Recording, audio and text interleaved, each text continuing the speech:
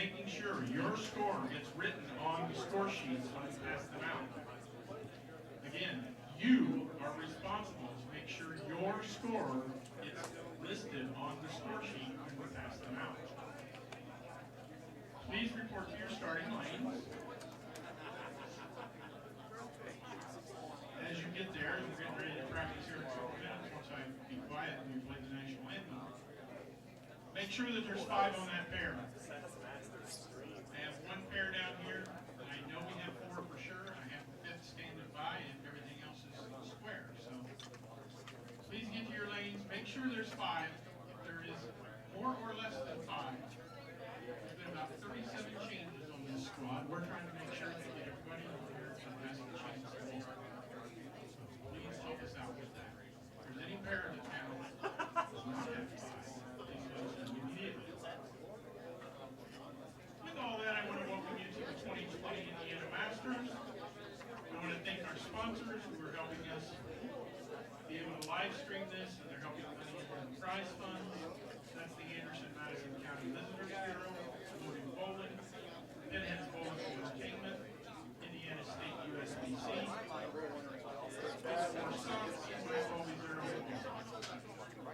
you will be bowling 3 games. After each game, take your entire scoreboard out. Each of you fill it out and make sure that your score is on it. To the next pair, which is 7 pairs away. 6 pairs away. Please bowl all 4 games using the same, all 3 games using the same setter. That's some bullshit. Follow the orders. Again, it's each bowler's responsibility to verify your score. After all the squads today will make it up to the top 48 and the top 16 guaranteed in the match point. We got a side pot special running in the $10 for the side pot. I'll pay a minimum of $40. And also, if you're the high game of the squad, you get free entry into the tournament. Once practice is over, you can only get your ice towels and water. Those surface adjustments, even if you haven't used it. At this time, I'd like to recognize some of the previous champions that are bowling on the squad. And it is loaded, and I have no idea what lanes they're on. But the 2018 and 2000 Masters and 2019 Masters, 2018 Scratch Classic, Gene Perez. 2018 Masters champion, Ryan Birchfield. 2017 Scratch Classic and 2017 Indiana Masters, TJ Schmidt. 2016 Masters, Brian Cave. 2015 Indiana Scratch Classic, Trent Jarvis. 2015 Indiana Masters, Mike Lish. 2014 Indiana Scratch Classic, Chris Cummins. 2014 Indiana Masters, Adam Yurvich. 2013 Scratch Classic, Scott Gilmore. 2012 Scratch Classic, Jimmy Cook. 2012 Masters, Warren Sullivan. 2011 Masters, Kevin Woluski. 2008 Masters, Randy Robertson. 2004 Masters, Aaron You'll all please now stand and throw out the national anthem.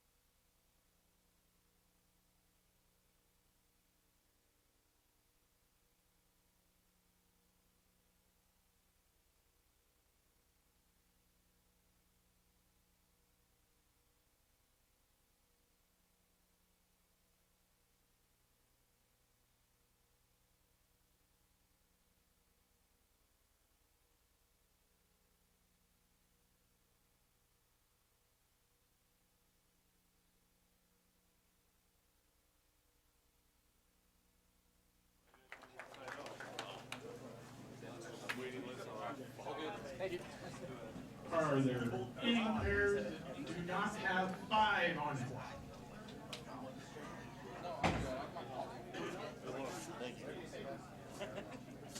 All right. We're going to turn them on. You get 10 minutes of practice. Thank you guys for your support. This is the second squad that is completely sold out, and the third's probably on its way. So thanks for the support coming out. It's very nice. It's a lot of changes.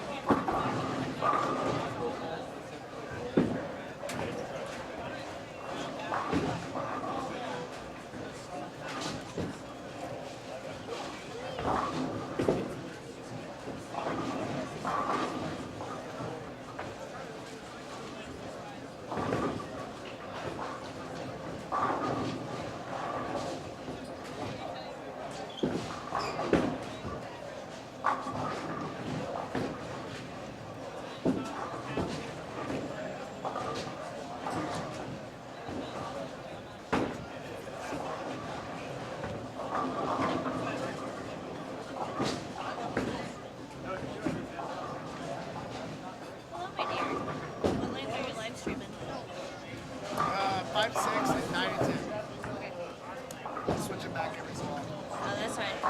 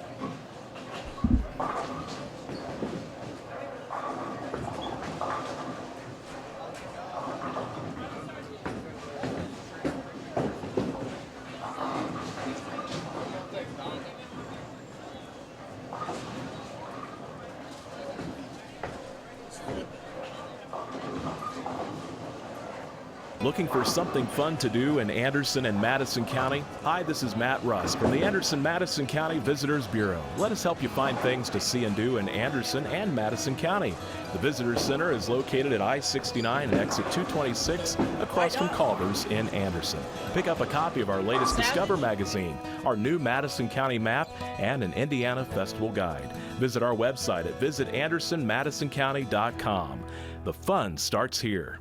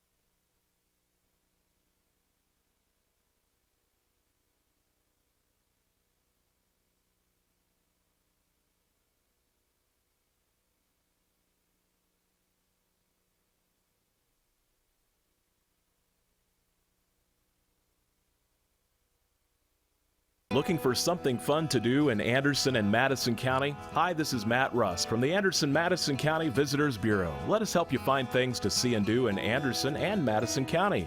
The Visitors Center is located at I-69 and exit 226 across from Culver's in Anderson.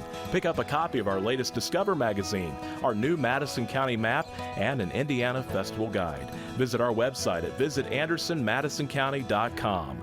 The fun starts here.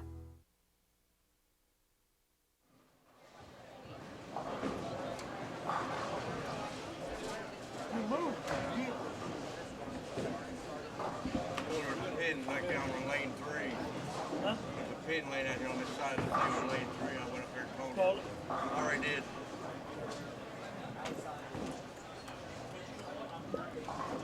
That's it? Yeah. called it in? Yeah, I did. I told him call me.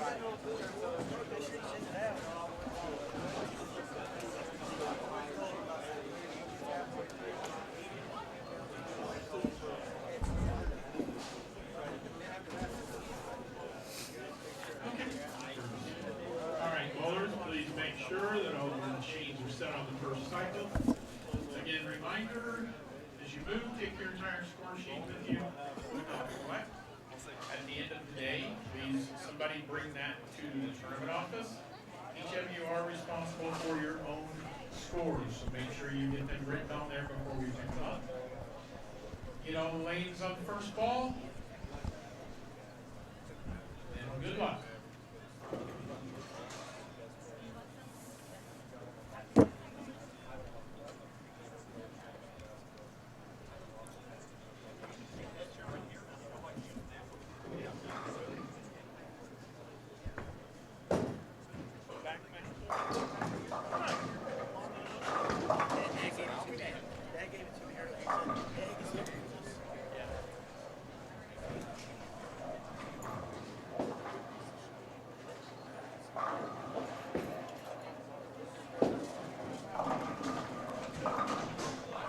All right, welcome to the 1 p.m. squad of the 2020 Indiana State Masters. This is the second squad of 4 for today.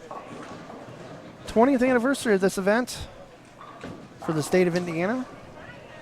By the end of the day tomorrow, somebody's going to walk away with the Masters title and entry to the 2021 Masters and $2,000 first place. I want to thank our sponsors, Motive Bowling, Pinheads Bowling Center in Fishers, Mike Alby's Arrowhead Bowl, Big Four Sox, and the Anderson-Madison County Visitors Bureau for their contributions to the prize fund for this tournament. Without them, prize fund would not be what it is. So I want to thank them for the sponsorship.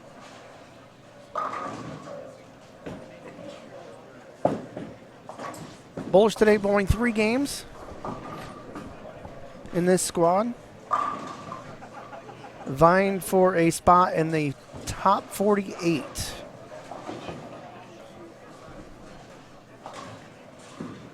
They make the top 48. Position 17th for 48 actually will come back tomorrow morning for a 2-game set. Those pins will add on to their qualifying score, and then they will join the top 16 for a full field of 32. The finals begin about 11:30 tomorrow with double elimination match play until we have a champion. Should be around late afternoon tomorrow. If you don't have the team app, download it now. It's free on Android and iOS devices. Look for the Indiana State Usbc on there. Then you'll be able to find the standings for this tournament. Let's go back and look at last squad, why this squad is just now starting. Leading, they don't have the last squad on here. My bad. Jeff has not updated it yet. As soon as I get it, I'll give it to you. I thought he would have had it up by now. There was a lot of confusion going into the next squad. Some bowlers who had prepaid for the second squad were allowed to withdraw if they thought they were going to make the cut. And then that allowed other bowlers to take their spots. And this is a full sellout squad for this squad. We anticipate probably all squads selling out, because that's what it's been doing the last couple years. I think they were just shy of it last year, and I know they sold out 2 years ago.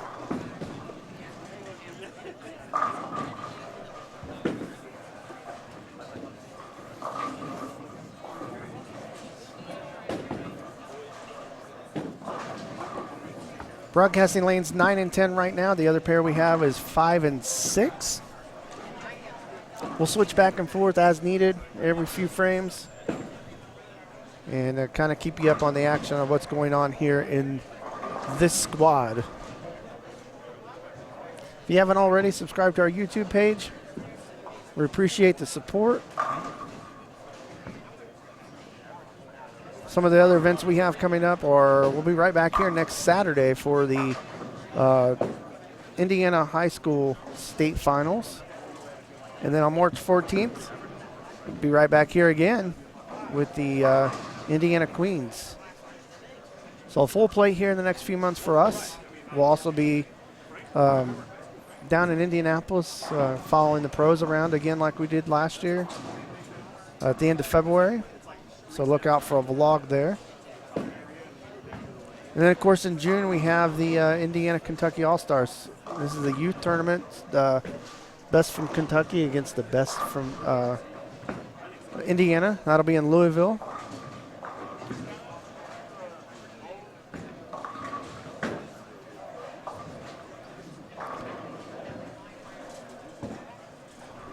Also, don't forget about the Indiana State Usbc website. Check them out, indianastateusbc.org. You can find calendars, tournament information, tournament entry forms, information on the Hall of Fame, scholarship information. In fact, you can download the applications right from the website to fill out. They have some events coming up. June 21st is their annual meeting. The Hall of Fame ceremony is June 20th in Indianapolis at the Crowne Plaza Hotel in Indy. Information on that is on their website. They do like people to make reservations so they can get a head count, so that it can all they can make sure they have room for everybody.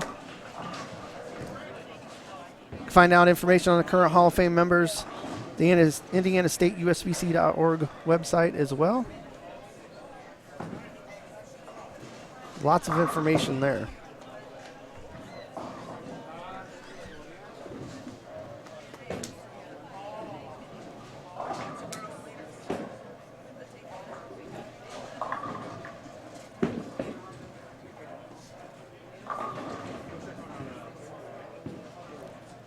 I know I promised this the last squad, but I didn't get it done because we ran into some issues that we had to take care of first. But the lane pattern, I was going to put a graphic up on this this squad, but I promise you I will get it up. It's 40 feet long. The volume is 25.28 mils. Looks like about a 5-to-1 ratio, so it's not a. It's about a medium scoring pattern. And it's playing that way so far today. If you have the team app, you can see the lane pattern under the standings tab within the Indiana State Masters team app.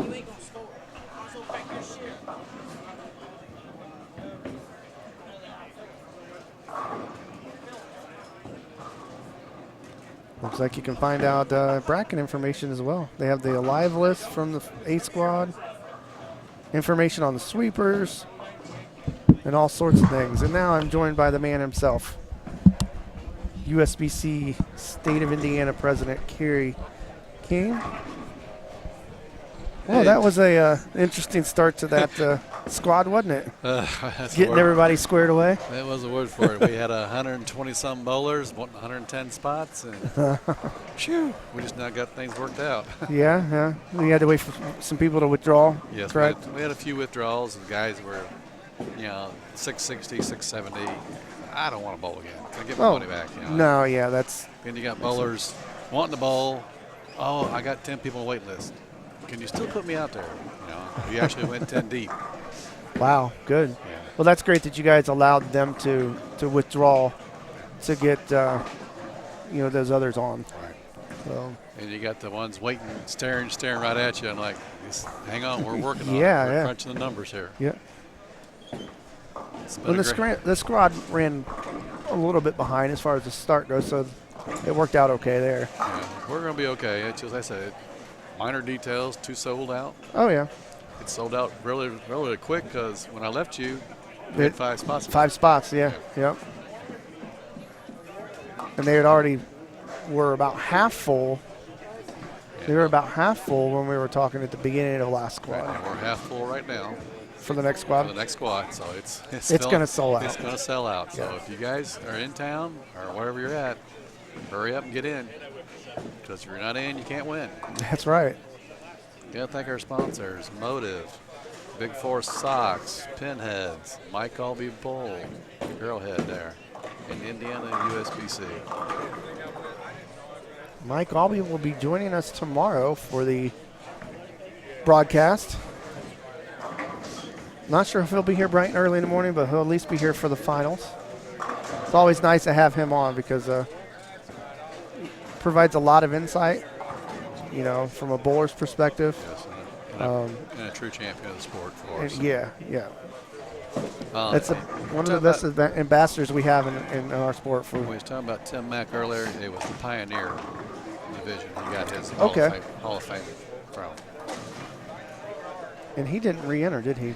He wanted to, but there was a waiting list. He didn't make the cut. He kind of went home, but he's going to be bowling the next squad. Good. So we didn't lose him. He's still here. Yeah. When I told him it was 10 deep, he kind of like, I'll just come back. I if I won't make it. Well, he might have, but Yeah.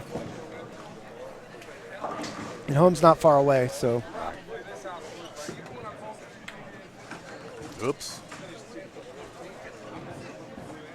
Gene Perez is on 5 and 6. We'll get to him in a little bit, but I told him not to throw a gutter on the live stream. What'd he do during practice? He threw a gutter, and I had it on the camera on. Oh, did you?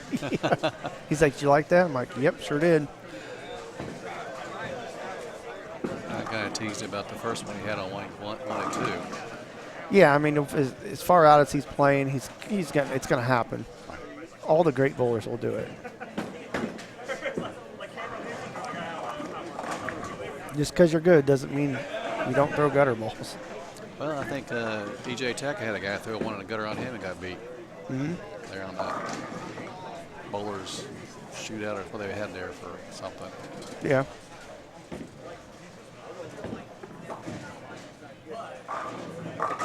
Some familiar faces, some new faces. Bunch of new faces. I think we've had 20 plus new bowlers, almost 30. Oh, good. So this is bringing out a whole bunch more new bowlers this year. I was talking to Scott, and he entered this squad, and he was debating whether he should withdraw or not because just what he really wants is he wants to make the top 16. He doesn't want to have to bowl tomorrow morning. He doesn't want to have to go through that 2-gamer to get in the remaining spots. And I don't blame him. Right. I don't blame him either. So he decided to bowl again, try to better his score. He thinks he has better than, I think he had 632 or something like that. That was a good ball by Adrian. They're on lane 9. She was the last one to get in. Oh, did she? Yep.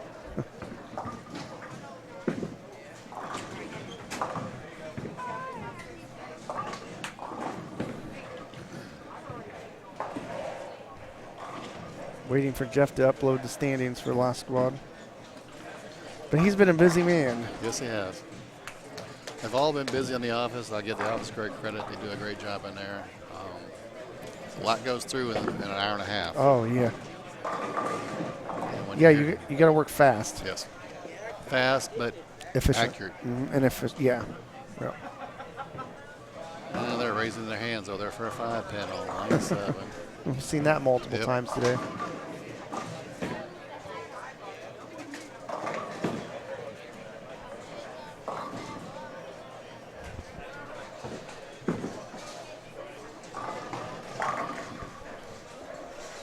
I think at some point today we'll have David Slavin over here from Big Four Stocks, one of our sponsors. A lot of people stopping by his booth here today, saying hi, and he's got some new tumblers over there. Oh yeah, he's got some specials going on, so stop by and see him. They're probably about a 16-ounce tumbler, maybe a 24-ounce tumbler. It might be bigger than 16. I picked it up to check the quality, and it's not too bad. It's not too bad at all. It's got its logo on it. It's white. Of course, he's got the new crew cut socks. Right. Which I might have to buy me a pair of those. Yes.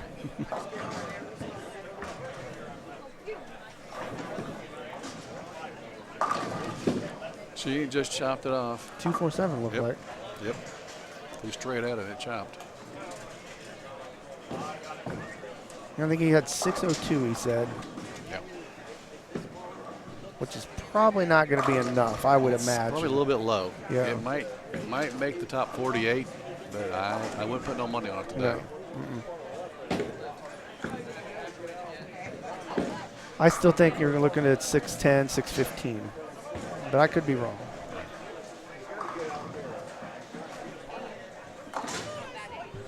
It's so hard to predict, Right. one squad in. Yeah. That's why I was surprised Jeff gave a number. Yeah, it's know. still early, but when you're up in the bigger numbers, it's easier to get the guys that drop out because they're going to be probably in the top 16, Yeah. or at least the top 32. Of course, the top 4 of last Yeah. squad were guaranteed in. Top 2 are guaranteed in top 16. So they're in. Then one guy goes, "What's my guaranteed price for tomorrow?" He's already, I think, the top 2 bowlers.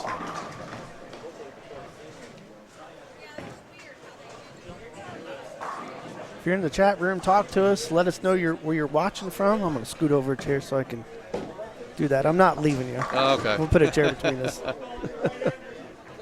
Well, thank you guys all for watching. If you're close enough to come by, come join us for the 4:30 squad. Oh, yeah. Or the Come out, 8:30 watch some good Or bowlers. the 8:30 squad. Robert on the chat's already saying we should give Gene Perez the trophy. Not too sure about that. He's got to make the cut first. Right. He's a very good bowler, but anything could happen. Well, we saw him in December at the Lafayette Open struggle. He bowled all 4 squads, finally got in on the 4th squad. And I criticized him for, the pattern we had out. I criticized him about using the purple hammer at the time on the live stream. And then he said then he ended up winning the tournament on Sunday. And is he using a tank? yes. And when I congratulated him on Facebook for the win, he said, never doubt the purple. And I said, I never will again. Well, now he switched staff. Yeah, so switched staff, so now it's a tank. Now it's the tank. So he's a good bowler. He'll figure it out. Right. I just didn't think that urethane was in play very much in that tournament, and he figured out a way. Well, give Gene time. He will, like you said, he will figure a way how to play it. Him and a few other bowlers like Matt Sanders. Mm-hmm. Well, Matt bowled 3 of those 4 squads in that tournament, and he quit after he didn't even bowl the last one. He just felt he had no chance. He bowled pretty bad. Right. But it was tough. Well, we didn't make it to be easy, I don't think, did you? No, they played a lot harder than what we thought they would. And talking to Matt Ogle and TJ Schmidt, they're like, yeah, I wonder how the tour would do on this this pattern. Right. Especially they compared it to a U.S. Open. True. It was a grind. And, of course, if you look at it, it could be the Triple Crown, the Lafayette Open, the Scratch Classic, and the Masters. That's what some are saying, that those 3 tournaments are the Triple Crown of Indiana. But they are really even though the Lafayette Open isn't a state tournament, Right. It's still one of the bigger singles tournaments. You guys have you have a great draw for that. Yeah, we do. And Scott, you guys work your tail off for it. Yeah, we're 200 to 220 entries every year, and it's in a smaller center, so it's about as many as we're going to get, but. That tournament might grow, you never know. Everything's possible. I know you've been in existence for like 23 years. 23 years. Yeah, when we started that, it was a long time ago. You're 3 years ahead of us with this one. Yeah. We did TV for, I think, until 2005. So we did TV for the first 7 years. Oh, wow. Yeah. Through our local cable association. Okay. And then it got too expensive and then had to get rid of it. Let the bowlers have that money, It was a combination. It was getting too expensive, and it was hard to get sponsors too. Right. You know, It's even still hard for us to get sponsors. I mean, we'd like to have more money and to give away to these bowlers, but got to find the right sponsor and the right fit. right, right. Yeah, if you're ever, if you're on the chat and you're ever wanting to sponsor a tournament, contact us. You'll be friends. There's a lot of things we can do from the live stream's perspective to make it worth your while. Putting your logo on the live stream. If you have a commercial, we can put a commercial on the final product, because we'll take the finals from tomorrow and I'll grab it off of YouTube and then I'll edit it and put commercial breaks in there, and we could put commercials. So there's a lot of things we can do. You'll have a ton more people see it later.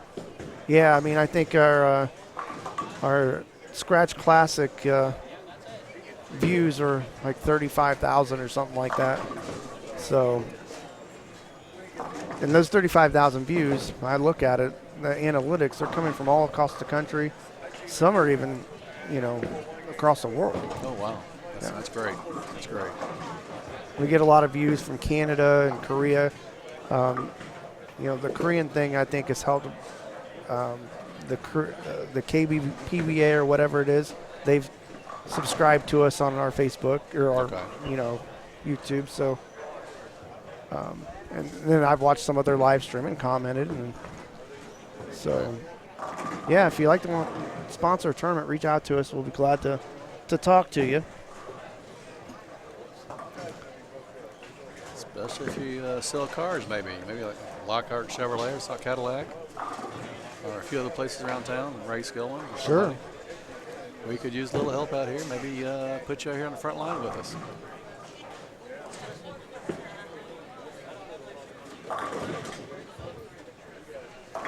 Bring some cars out. Yeah, let people look at them. Maybe somebody shoot a 300 and turn and play, get a free car or something, or maybe a discounted price. Yeah.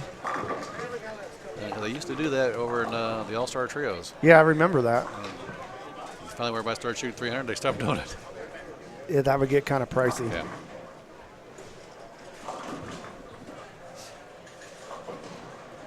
This game's going pretty fast. They're about frame 7. This first game.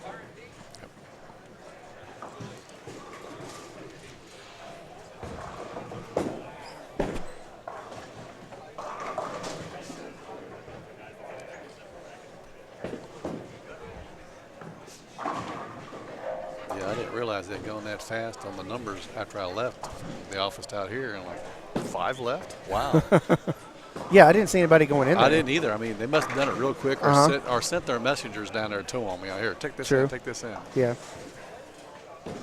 And it sold out. Not very long after I walked out of here.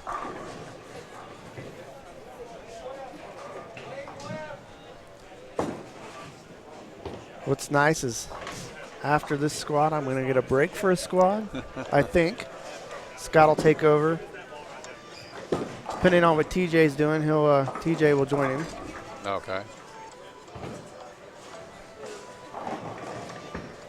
Somebody's calling you. That's all right. I don't recognize the number. Yeah, spam. It might have been. I get a couple of those a week.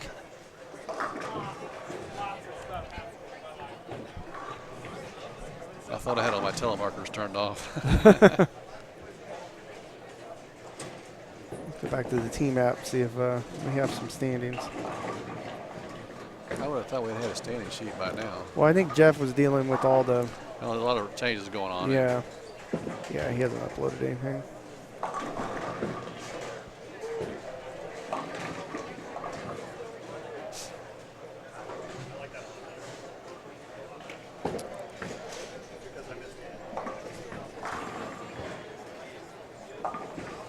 It looks like Gene's struggling over here on 5 and 6 today. He is, yes.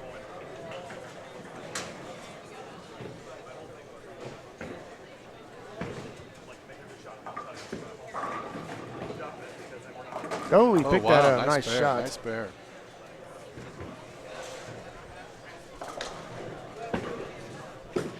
Maybe that'll jump start him. I hope so. If it doesn't, he's already signed up for the next squad. So he's going to bowl until he makes it or doesn't. He's got 103 in the 6th with a spare in the 7th right now. think right now, just hope for him, just hope for a 180 game and, you know, go to that next pair.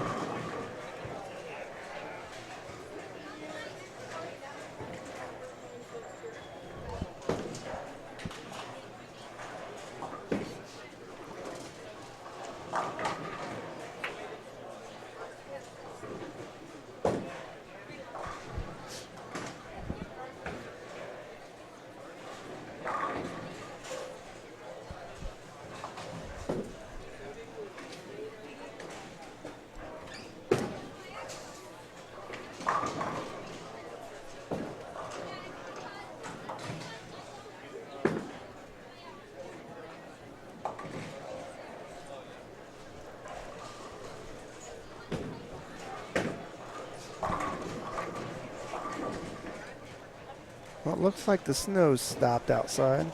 Not that it was even sticking here anyways. Yeah, it's still a little bit warm this morning. Yeah. Not too bad. Yeah. I'll take it. Well, the guys came down the drive. They said it's just a little bit slick, but not bad for Yeah. Fort Wayne.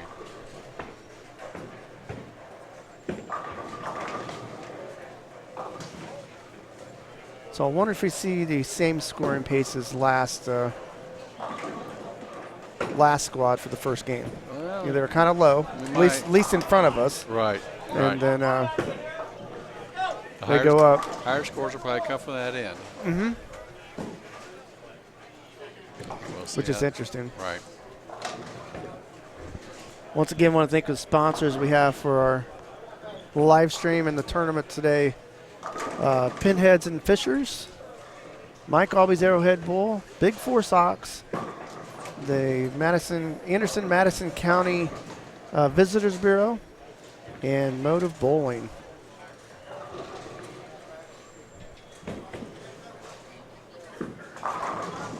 You guys have some scholarship opportunities coming up.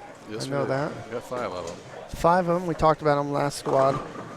The Cathy Cooper Indiana State USBC Scholarship. Now, Cathy Cooper, for a lot of people who don't know that, was the previous owner of this bowling center. This was. And has supported you guys for a long time. Oh, yes. So that's a scholarship for male or female seniors. It's based on overall performance, service, and scholastics. It's a $1,000 scholarship. It's renewable for $500 for 3 consecutive years if they keep meeting the criteria. So that's a good deal for a kid that's going to go in college. The Eleanor Jackson Indiana State USBC $500 scholarships for a female senior. It's awarded focused on superior performance in scholastics. For the male, the same kind of the same scholarship, but it's named for John Kelly, Paul Sutton. It's a $500 scholarship. Again, awarded based on superior performance in scholastics. And on that scholarship there, you may say, why John Kelly, Paul Sutton? We did a golf tournament every year for the last 12 years. I forgot that. I didn't have the information on this Those sheet two here. gentlemen sponsored with a reason we have that golf tournament every year. They coordinated every year. Really? And we named it a tournament scholarship after them. And that golf tournament happens during the Annual meeting. Yes. Right? Yes. That Saturday morning, the little golf, I do an 18-hole scramble, and we try to earn $2,000 or $3,000 for scholarship. We ought to sell that out. We ought to have 36 teams. We wind up 10 or 11. So if you want golf, if you love golf, yeah, it's real cheap. It's $40 a person, $160 for a 4-man team. Mm-hmm. We have a bunch of prizes to give away, so come out and play. Right. Did they find that information on your website? It's on the website as well. IndianaStateUSBC.org. Yeah, I mean, if you love golf, you should go. Golf and bowling should go hand in hand, but they both got balls. Yeah, exactly. I think personally, for me, golf is a lot harder than bowling. Yes. But there's probably a lot of golfers that think that bowling is harder than golf. So. Well, if it wasn't for the Rushville Association, we'd probably only have half the teams there. But we need more teams. Mm-hmm. So this goes to help our scholarship fund. We raised a couple $1,000s. It's not what we should get, but we're trying. Sure. And it's a perfect time of year, June. Yes. It's still kind of nice out. It's not too hot yet. Nope. The next scholarship is the Betty Taylor Indiana State $500 scholarship for a female senior. The Dan Kappa Memorial Indiana State $500 scholarships for a male senior. And who's the Betty Taylor? Do you know? I don't know her off the top of my head. She's, like I said, she's one of the former board members for the ladies, I believe. I don't know much about Betty Taylor, to be honest with you. And then we know Dan Kapp as a past Kapp, president. Past president. He was also our association manager for numerous, probably 20 plus years. Oh, wow. Yeah. Scholarship applications are due by March 31st. And the applications can be found on IndianaStateUSBC.org website.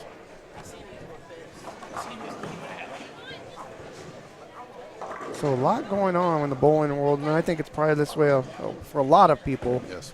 Once the first of the year hits, it's time to bowl tournaments. Yes, tournaments for the next 13 weekends. You get your state tournaments. First one. And, yeah, everything else going on. And if you haven't entered the Open Championships if you're from Indiana, you can still do so? Still do so. You can bowl up to the last 2 weekends, but you got to get your entry fee in if we have spots available. Okay. So they don't have an entry deadline anymore? We still have a deadline. Okay. Does the price go up? There is a late fee, $25 late fee if you're late. But, the last actual date you can get in is 2 weeks before the tournament closes. Okay.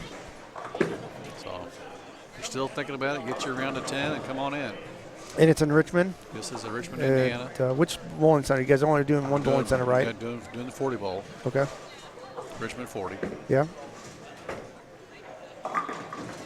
Is the youth is in Terre Haute, Right. And is that you still taking entries for that? Still taking entries for it. We're at 500 plus, so it's up from last year. Good. And we're still taking entries for the ladies, and we're in Lafayette for the ladies. Mm-hmm. That's at Mike Albie's Arrowhead Bowl. Right. And the seniors tournament, he's taking entries for it. We've expanded it to 5 weekends now. Okay. It was a 2-weekend deal. We didn't have much play on Tuesday, Wednesday, Thursday. It's kind of slow those days, so we added more weekends to get more action. Awesome. And where's that at this year? It's over in Decatur. Okay. New tournament manager, Tony Peterson. Yep. And Tony. He's having fun with it, and we're going to make things fun for our seniors. Good.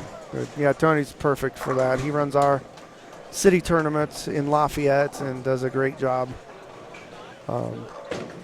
doing so.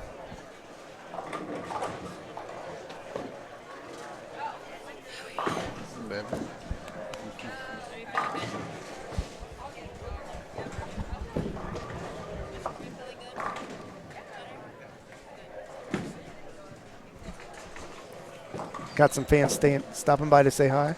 I've got a rotator tear and back injury. So you do? Yeah, I had surgery last Friday. So. Oh, I didn't know that. Yeah. Jeez. On your shoulder or your back? Back. Okay. Let's say you're moving good for your shoulder. Yeah, You usually have that in a sling. They're right about there, so it's. So no bowling for you. No, I still bowl. I ice it down and tear it. Well, obviously not with your back now until it heals. We're gonna try Friday. Okay, good. They took two incisions in there and did a little work, and hopefully things are a little bit better. Yeah. I feel better. Yeah, good. It's one surgery at a time. Yeah.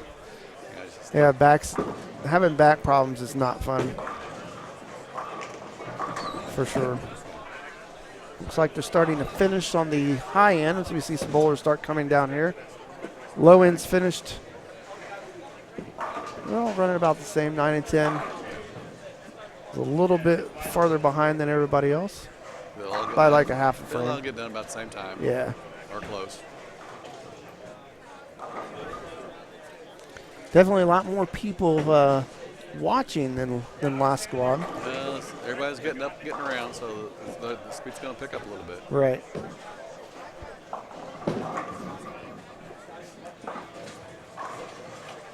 So Gene Perez,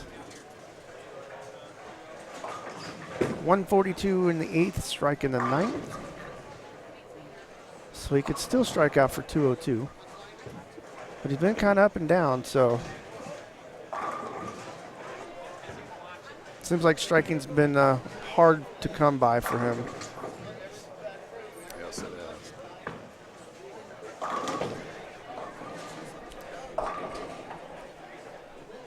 It's not meant to be a strike fest, but sometimes it will be.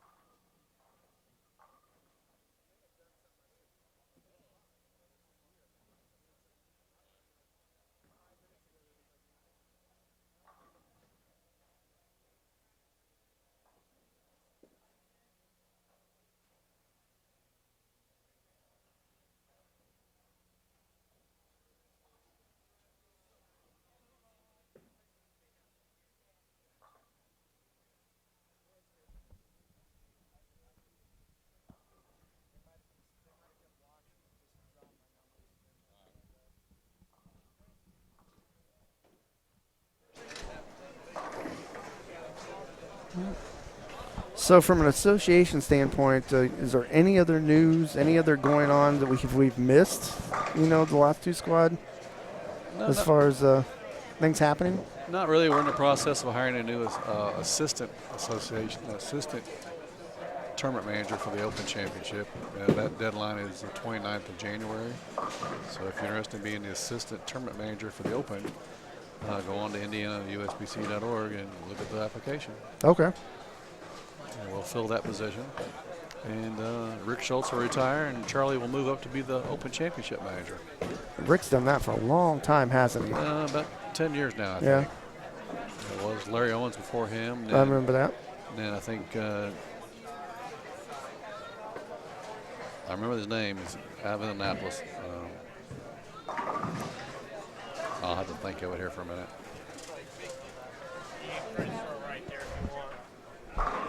Gene Coleman.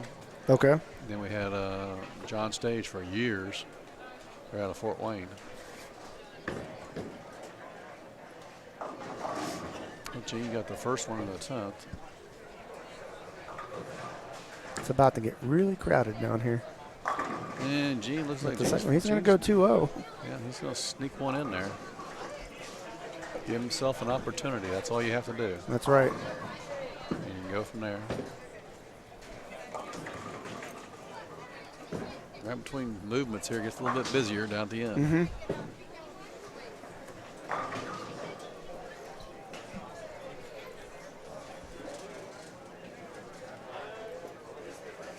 I think Gene's having a little problem with his left hip area, looks like, because he pointed to it.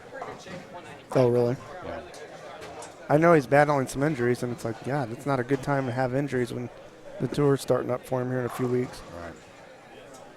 He said he's starting with Columbus, and he's bowling straight through until it's over, clear through the World Series. And he said no gutter. To be fair, he had one during practice. Right.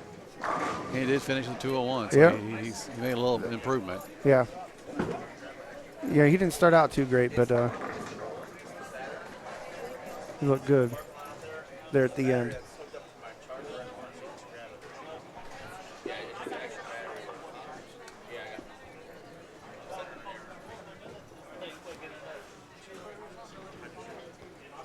So it looks like everybody's done down here. Now they're switching pairs. Got all but one down there in lanes 9 and 10. Looks like the last last bowler's up. Find out who's up next. That's understandable. It's Mr. Logan. He's a little slow. Is he? Yes.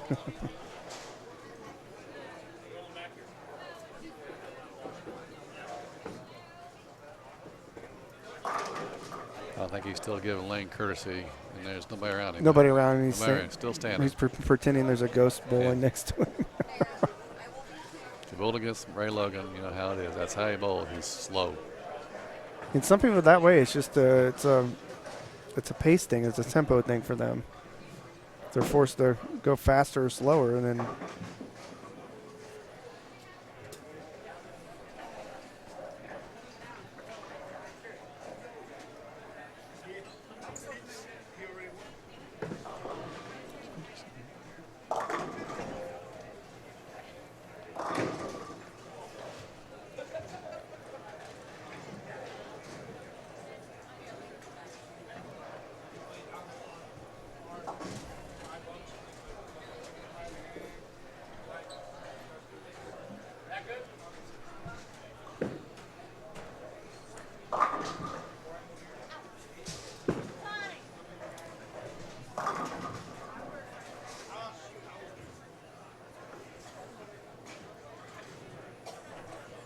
game 2 starting on 5 and 6. We'll switch over there.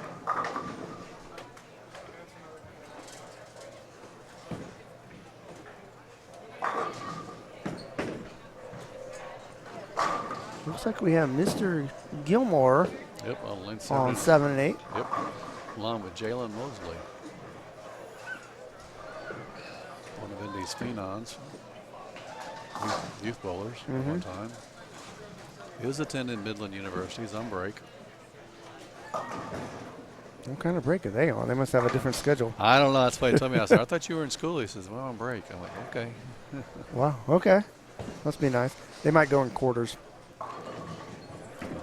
So Jalen, what was that, 2016? Made a run at the adult Masters. Yes, he did. Didn't he lead it? No, Briefly or second? He was close to it. I mean, he was in the top 32. Yeah. He was up there for a little I think bit. he finished like 13th, maybe. Mm-hmm. Yeah, not bad for a 16-year-old. No. Yeah, I remember that being the big headlines, across usbc.com, bowl.com during that time. It was pretty cool. Anytime you have a young bowler like that having success at the adult level, I mean, imagine there's something special there. Nerves you may have. He was I like would be. stainless steel, Oh, I know. I'd be nervous. His mom, Livy, I mean, she was kind of like nervous, Yeah.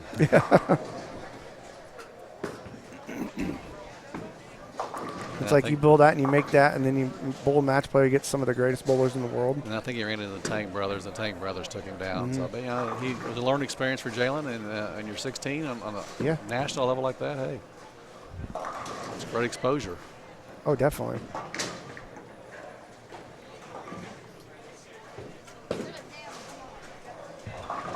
And Scott left us like 2-7, 3-7. Yeah.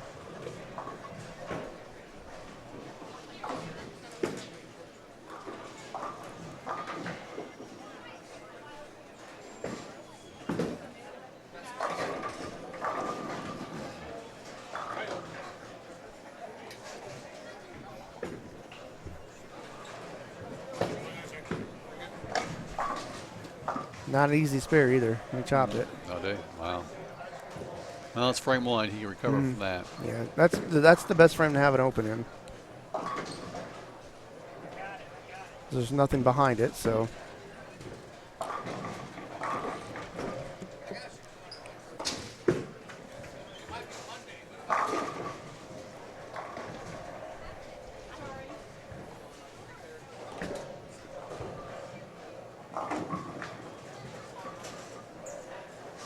TJ was telling me, speaking of TJ Schmidt, he just bowled here on lane 4.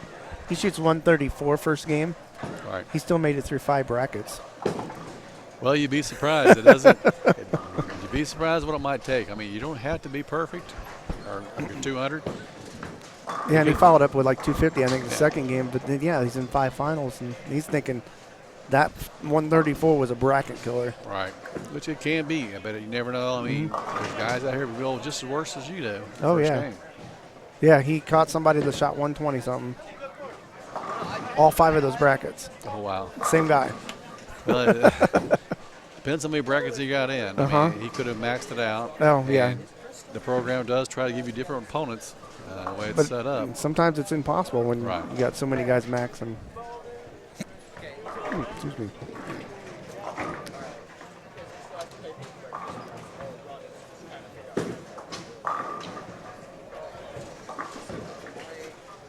Oh, wow. Jalen left a big split. Oh, and he got it. He got it. You guys didn't see that, but he picked up the 210. Yeah, I think he's got You might have saw it off to the right of your screen. I think he signed on with Rotor Grip. And isn't that a good problem to have, being that young and being able to, already getting staff contracts and.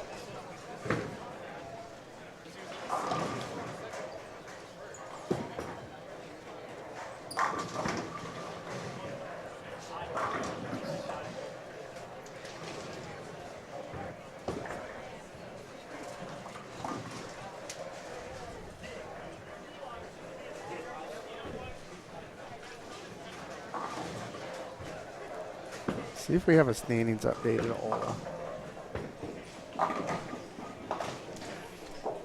Nothing.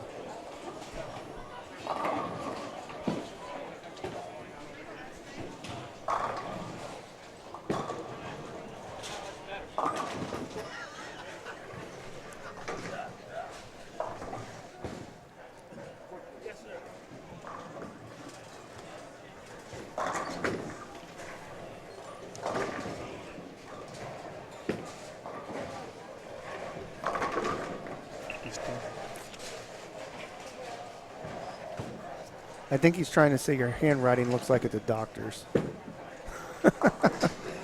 trying to get one of our board members here, or volunteers, to get us a standing sheet. He couldn't read Kerry's writing. I need a standing sheet. He needs a standing sheet. Standing sheet. A standing sheet. He couldn't hear you either. Yeah, Wait a minute. Please. It got kicked up.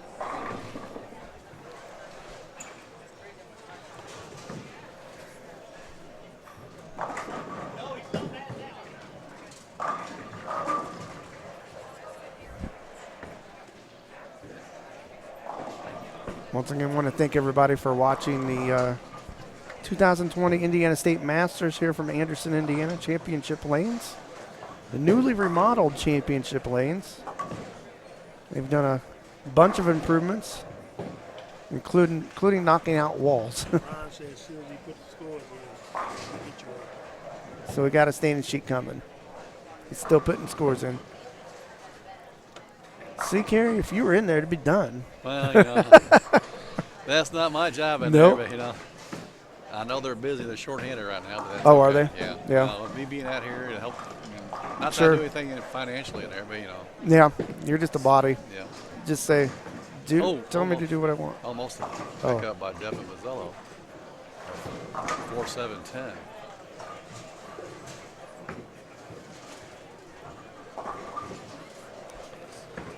All right, talk about Pinhead's Bowling Center in Indy. Or Fisher's, I'm sorry. One of our sponsors, and they got a lot of things coming up here, including something I think is really cool. Wanted to clear that up. This is not a hate symbol. I think it's 6 8 means okay. St. Patty's Day event they have coming up. It's going to run for 5 days long. Friday, March 13th, 9 p.m. through Tuesday, March 17th at 10 p.m. Listen to what all they have going on here, folks. If you're down in the area during this time, go check it out. It's at Pinhead's. Saturday and Sunday is 21 over for the entire facility. They're going to have a kegs and eggs breakfast, which is included in the ticket price, and it's Saturday and Sunday 9 to 11 a.m. This event features 21 bands spread across 4 stages around the whole facility. So that's huge. Yeah, it is. It's a lot to manage. You can figure out PA systems, Yeah, and you have a small system here. I can't imagine 21. Oh, jeez.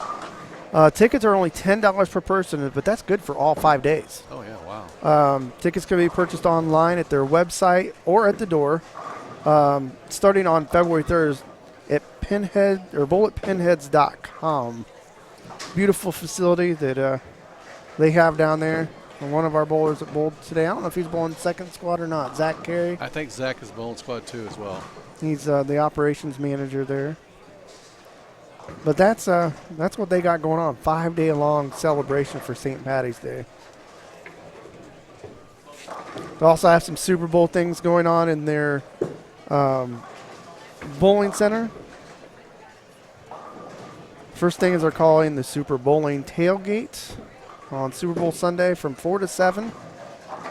$179 a lane. Here's what you get. 3 hours of bowling and shoes, a large single topping pizza, a pitcher of beer, 1 large order of wings. You can also reserve your lane on their website.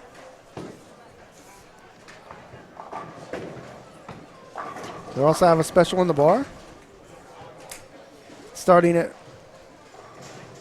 5:30, they have prizes, all kinds of specials. They're going to give away a 65-inch flat screen TV at halftime of the big game. Wow. You can reserve tables for that as well at bulletpinheads.com.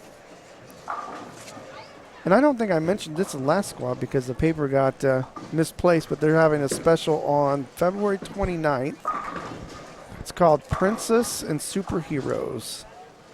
So you get bowling plus a meet and greet event with Ale House pizza, unlimited soda, $99 per lane. Not sure what this, if it's a dress-up event, Right. kind of like a Halloween, or if they just had Masquerade party or something. sure. But it's a meet and greet, so they're going to have some special guests there, I imagine. Maybe they're going to have princesses and superheroes there for the kids, and they can get their picture taken. Looks like a pretty cool thing. It's from Saturday 10 a.m. to 12 p.m. on February 29th. And, of course, they have trivia February 4th in Alley's Ale House, 7 p.m. Prizes to the top teams. More information, go to bulletpinheads.com.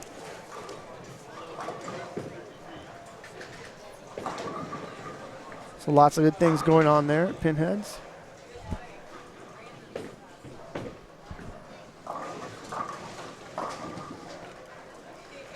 If you're ever there during the summer, stop and play volleyball too. Wow. Jalen cut the heart out, left the big four, and put it straight down there. And thought he was going to get lucky and get them all, but he didn't. Yeah, he's struggling on that left lane.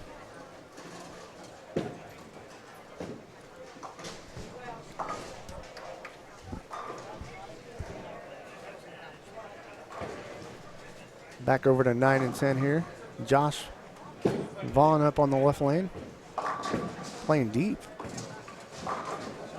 And he almost still struck. Almost backdoored it. I think he tugged it. Just a little bit. What do you think? Just a little bit. He's trying to throw like his dad. His dad bowled earlier down here on 3 and 4. Okay. And your sidekick just threw a strike there on lane 7. I have a feeling he's going to go far in this tournament, and it's going to be me and Mike all be in the booth tomorrow. That'd be a good thing to have, I guess. Yeah. He was telling me during the break how much he wants to win this tournament. He's for the record, he's finished fourth 4 times, or finished second 4 times. 2007, 2008, 2011, 2015, he said. Wow. Yeah. That's a pretty good run when you consider the way this tournament goes. Well, yeah, and he said imagine. Being sold out, 400 plus bowlers bowling in it. He said imagine what if I would have won 3 of those or 2 of those. Right. 3 of those. He just wants to get a pair of bookends. Yeah. Yeah, when you're going double elimination like that in match play, and it's really the luck of the draw. It's hard to get to the championship match that many times. Right. Oh, yeah. Even a lot of times our top qualifier doesn't get out of the first round. No. He'll lose that first match. Yeah, it just proves really you just want to get in. It doesn't matter where you finish. Right. You just need to make the cut. Because every match is going to be tough. Right. Way too far outside.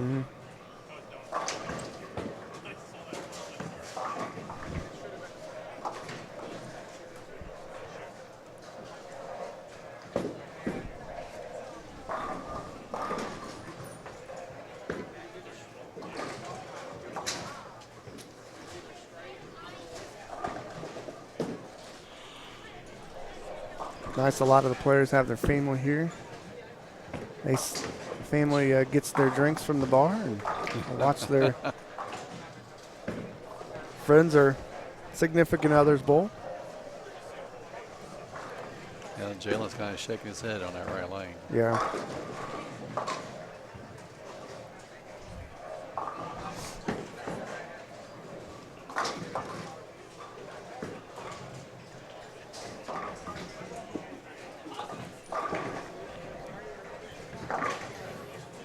Well, he picked it up.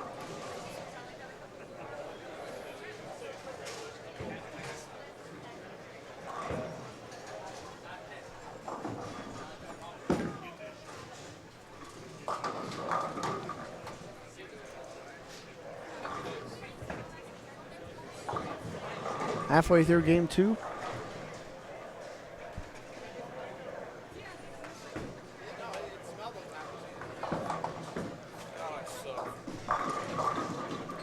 Noticed during the break you guys gave away a couple Motive balls. Yes, we did. That's one way we sponsor ourselves. Sponsor this tournament. Mm-hmm. Motive doesn't give us cash; they give us bowling balls. So we have to do something with the balls. So we give away for $10, you get 3 chances. Okay. You get either an entry or a bowling ball. Mm-hmm. It's good for this tournament or the scratch tournament. So you got 3 choices there. You know, you can bowl again, scratch classic, or bowling ball. Do most of them take the bowling ball? Not all of them. Yeah. Some of them take the entry, but I think the last guy did take a bowling ball. It's a Jackal. It's a new ball. Okay. So Nice. hey, we got 10 of them to get rid of, I think. So Awesome. All right, here are the standings after game 1 of this squad. Still don't have the final standings of the last squad. Leading away is Chris Kerry with 248. Second place, Sean Pepper, 245. Dale Lorinas, 240. Fourth place, Chris Colella at 237. Fifth place, Joe Litton, 235. Devin Mazzillo, 233. Let's see here. Go down to 17th place. Adam Smith, 203. There are exactly 25 guys, even or better. 25th place, Trent Burns. And that's exactly how many there were at the end of game 1.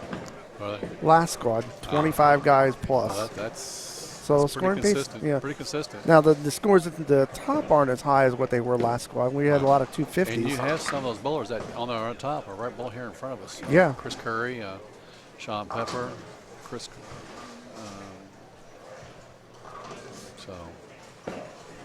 Let's see, other notables, Holly Pitchford, 207. Talk about some of the ladies here. She looks like she's the top lady. I believe there was 3 of them in this squad.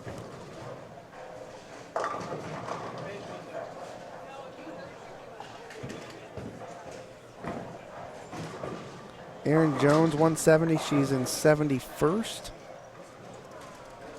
There should be one more if it went. Probably didn't go that far. He gave us that first top 80. Okay. Oh no, he skipped the page. There we go. Andrea Engel. Yes. Okay. She shot 145. Ooh. Chris Fleming. I'm not going to tell everybody what he shot. Oh wow, that's out of character for him. That's for sure. He's a good bowler. The young man can throw it. Well, it's just like Jalen here. He's struggling just a little bit. See what Jalen shot first game.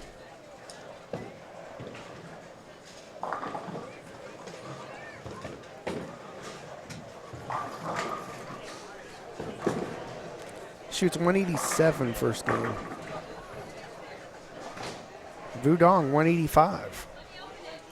Well, that's our secret Asian man. Secret weapon Asian man. Scott Gilmore, our very own Scott Gilmore, 171 game 1. Trent Marner 172 right above him. Pair of lefties.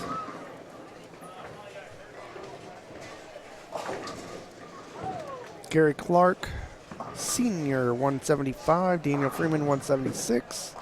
Danny Clark, 176.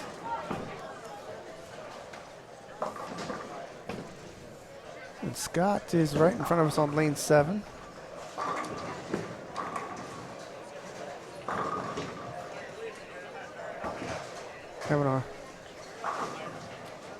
Doesn't look like he's too dialed in. He wants it to be a 9-pin no-tap tournament, looks like. Open strike spare 9.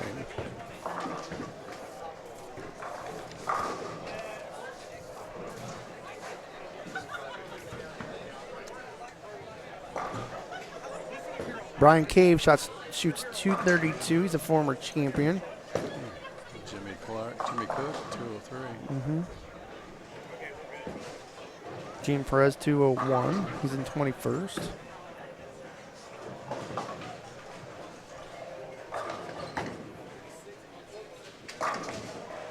Ryan Birchfield, 225, game 1.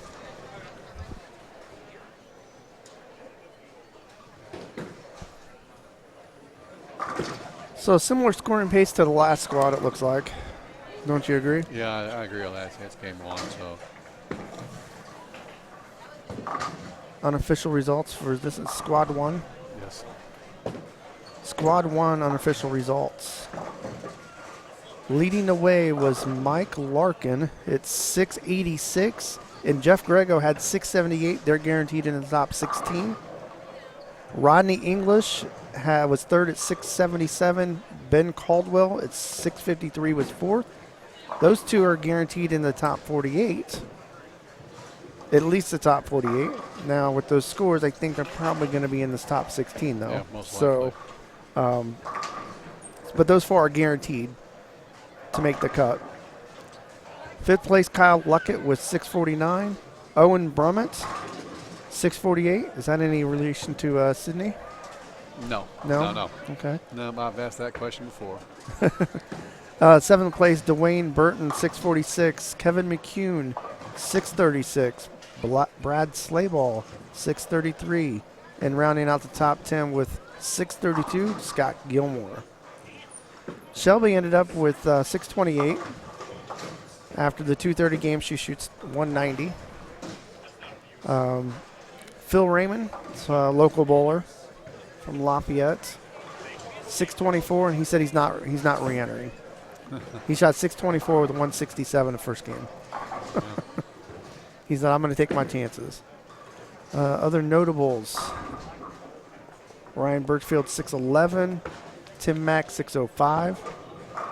Aaron Jones, 602. Gene Perez, 601. Let's see here. Chris Curry, 586. Jimmy Cook, 585. Danny Clark, 585.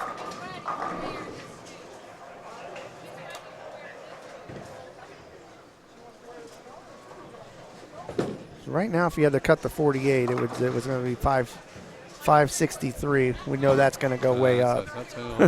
So after that squad, top 48 score was a 563.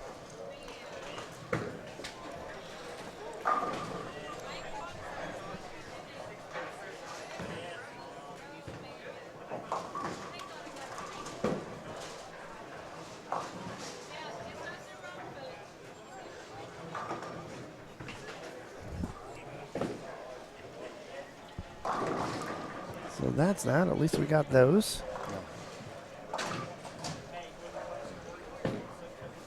Again, two more squads after this. 4 p.m. and 8:30, correct? Yes, 4:30. I think it's 4:30 and 4:30 and 8:30, yes, because it's 4 hours between. 4:30 and 8:30. We're going to air 15 minutes before each squad, so 4:15 and 8:30, or 8:15. All Eastern Standard Time.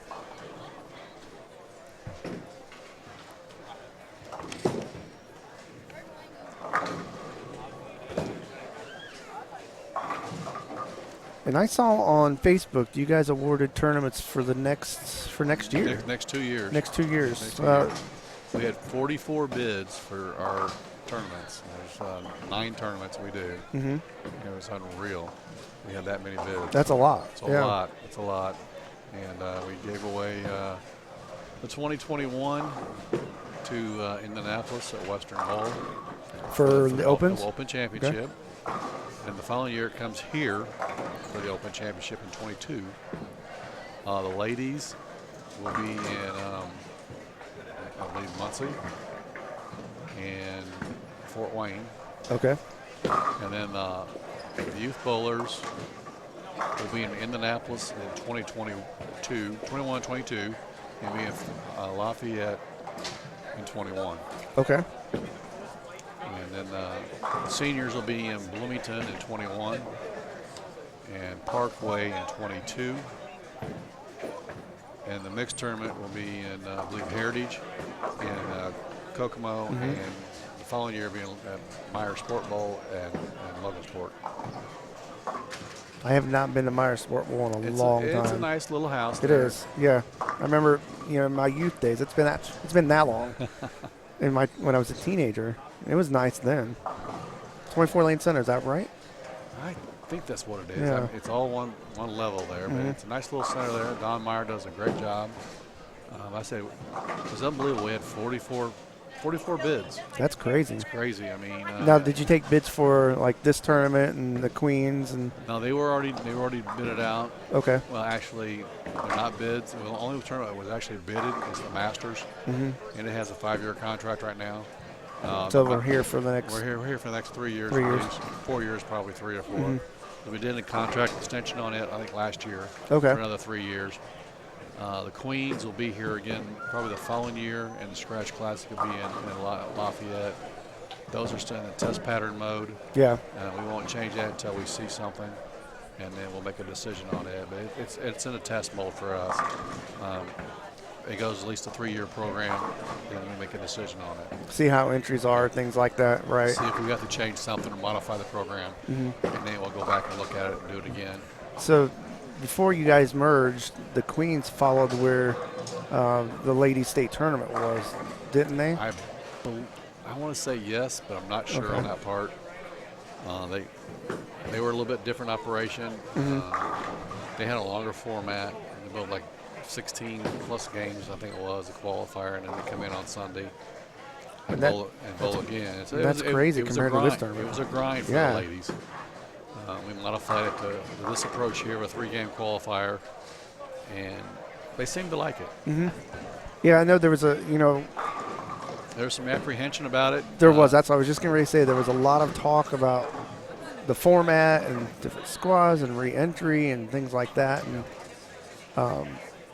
people were like, well, entries aren't going to be as good, and you guys more than doubled them, didn't you? They won't re-enter. They won't do this. I'm sorry. The ladies came out and bowled. They did. They come in here, high spirits. Some of them were dressed up. We had a hoop. One lady came in. She had a mask on, and they took pictures. I know who that is too. Yes, yeah, they took pictures of right behind our signs we had. Well, they took pictures of sitting in our booth with the headsets on the horses' heads. Yeah. And I was sitting there going like, wow, and I know exactly who they are. They're having a blast, and she actually qualified in the last squad and cashed. Morgan, Morgan Woodard. Yep. I mean, they had a blast. I mean, I was told they wouldn't do a lot of things, and they surprised me. Yeah. And I hope to go well over 100 this year. Yeah, we didn't know, even from our standpoint, what we were getting ourselves into as far as how many entries, how it was going to go, and we were even surprised at the turnout. And it's great. It's great for the sport when you see people embracing change, because it's not always easy. Not always easy. Yes. Not easy. There's a lot of things we're still learning. I mean, this is a learning curve, a big learning curve for all of us as well as a board. And we're trying to do what's best for the bowlers in the state of Indiana. You know, I appreciate my board members. They do a wonderful job. I mean, we've got a large territory for 17 people. Oh, yeah. I mean, we're spread pretty thin when the tournaments start. We're going to do our best to give you guys the best tournament we can. But we can't do it without sponsors. That's right. And our sponsors, Motive, Pinheads, Big Four Sox, Mike Albie's Arrowhead Bowl, and the Indiana State Bowling Association. Those are key ingredients for us. Big John Harnish there on lane 6 strike was a youth bowler a couple years ago. He's got his Indiana shirt off that little go around. Yeah, I saw those at the Indiana Kentucky All Stars. I'm like, those are cool. Yeah. Hit the Indiana flag on it. Yeah, we're obviously we're here for the same thing. We're here to grow the sport. And we appreciate you guys coming on board with us. Yeah. And we're here to grow the sport. We enjoy doing this, and we think that it gives us as a state some exposure. We know there's a lot of, let's face it, the live streaming thing is the way to go for bowling right now. I mean, we see it with what the PBA does, and even bowl, the Usbc, they do it, and it gets people interested in bowling. Well, that was like when you did the Kentucky All-Stars. We had some kid's grandmother from New York watch us. I mean, they were tickled to death to see their grandchildren. I think it was a couple years ago. It might have been the middle school finals or the high school state finals. I had a parent come up to me and said that an aunt or uncle it was in Europe somewhere, I can't remember where, had a chance to watch, their relative bowl. And that's really cool to hear. Right. Even some people that are on the chat with our tournaments, I ask them, hey, where are you watching from? There's people from all around the world that'll watch. Right. But when you can affect that family, at least one family, you're doing a good job, I think. Right.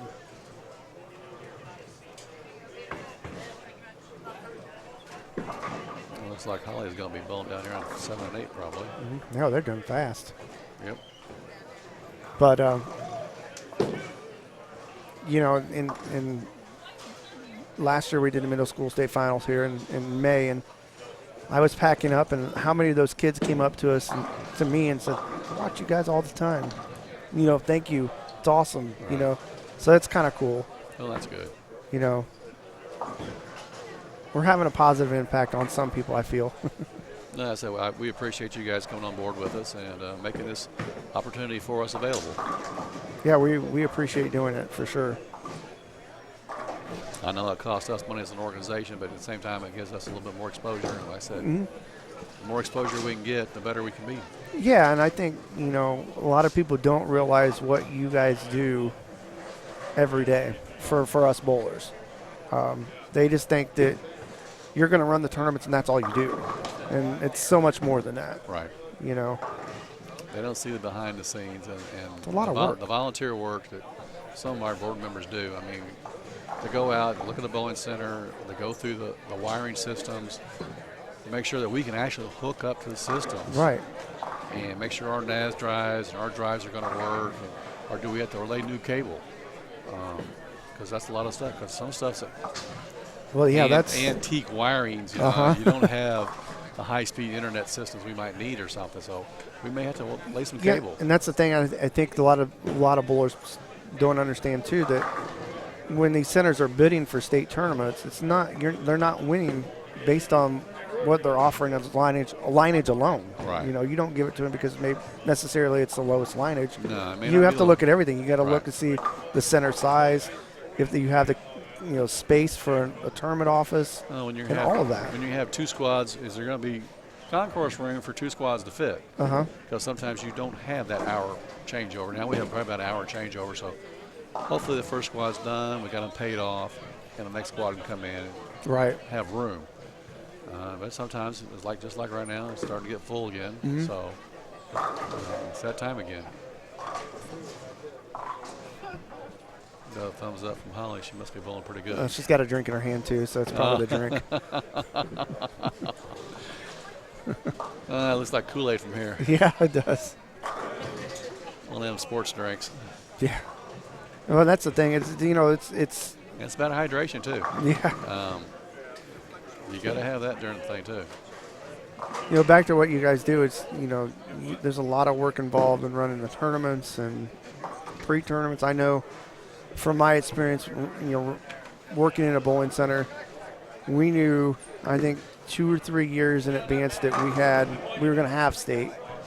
And there was preparation. We had to go through from a bowling center standpoint, and you guys did too. Right. To get ready. We do an inspection. If we haven't been to the center, we'll go out and actually look at them. It comes back and it's got this. Give us a little more input. And I know from the inspection from when we were involved, a big thing was parking lot size. Yes. And so you guys are even looking at can we parking lot size? Excuse me, but the restrooms. Those are important as well, because you got ones that's got one bathroom. And you got major people, you want at least 2 bathrooms, one on each end. Right.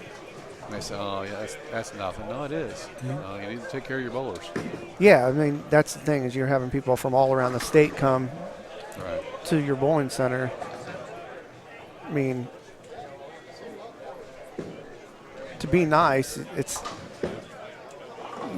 if the bowling center is not that nice, and they have a bad experience, that reflects not only on the bowling center, but at you guys as well. Goes back at us as well. Yes. So, and then people may not enter the tournament next year because of it. That's a possibility. Or when they put their bid in, maybe that will affect the bid. I mean, I doubt it, but it could have a negative impact. Yeah.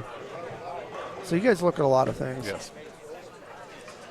Scott's trying to finish strong, and he's having a hard time.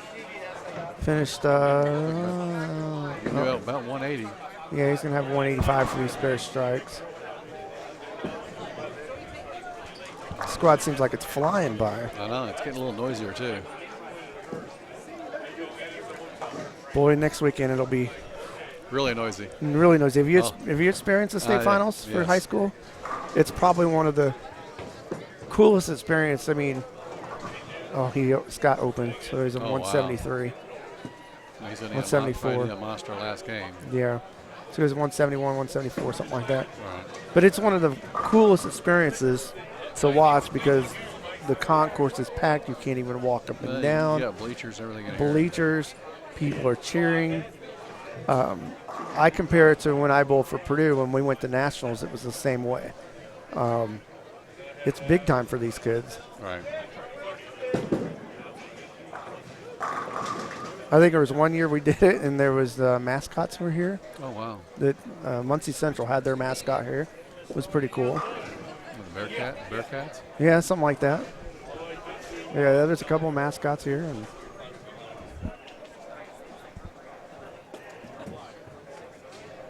Nick Scott's ready. He's ready to get in the booth. Well, yeah, he had a good qualifying game first set, so maybe he'll be all right. Yeah. Maybe he'll squeak by and get in that top 16. I wouldn't think so, being he was 10th in his squad. It's not bad. I mean, you never know what could happen. Scoring pace could go up. Yeah, but I'm sure 6 people are going to beat him. Well, yeah, that's a possibility, yes. You know, so. He'll be in tomorrow's qualifier. Mm-hmm. But that thing, you got to at least have that opportunity.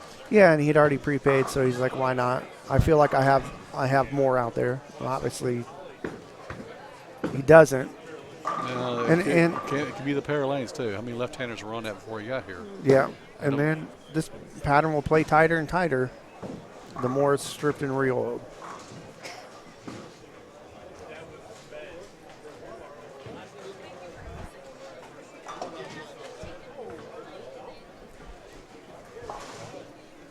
Looks like we're on 5 and 6 here as they're finishing up their 10th frame.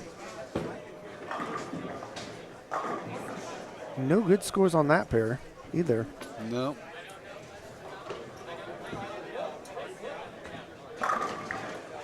Maybe a 207 might be the top vote. Mm-hmm. Let's see if he can strike out. Jeff Bowles Friday night at Hendel.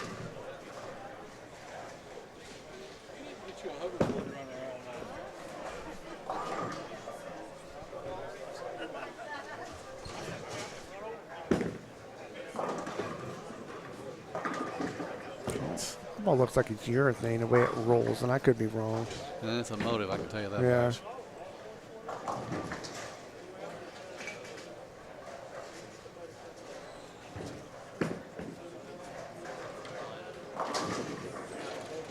And Holly just threw a strike there on line 7. I think she said she was +8. Or I could be wrong. It's hard to read lips. She had that first game. So she's +8. She had 201 first game.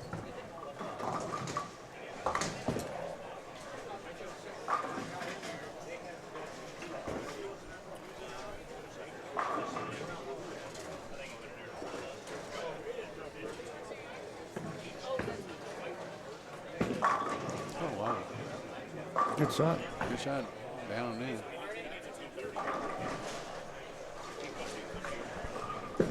Keep seeing all this food go by me. That one's going to the tournament office. A pizza. Yeah, they kind of eat quite well in there. I think they had the IHOP this morning. Did they? Yeah. I came straight here. Then they have a really good breakfast skillet. They got a pretty good meal in here. I've seen a bunch of biscuits and gravy too. Mm-hmm. That's what I always get when I come here is that breakfast skillet. It's everything put together. Right. They don't put gravy on it. I'm not sure why, but instead of using hash browns, I think they use tater tots, which makes it even better. Right.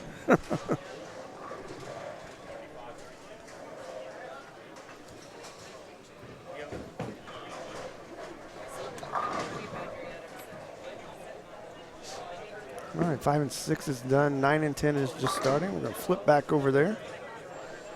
Here's Joey Litton up from Marion, Indiana, up on lane 9. Mm-hmm. Looks like we're going to have Zach Kerry from Pinheads on 5 and 6. And he throws a big 4.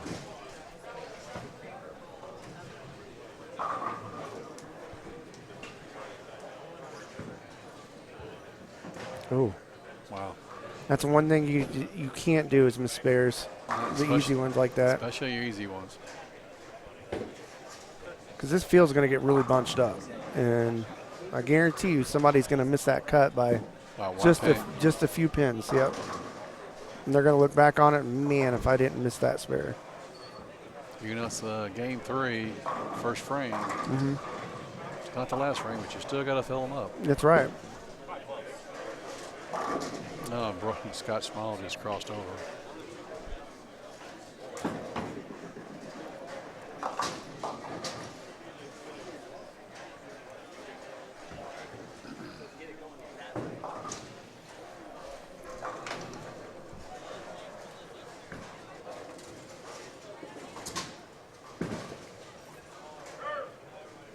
And Holly gets a little wide there.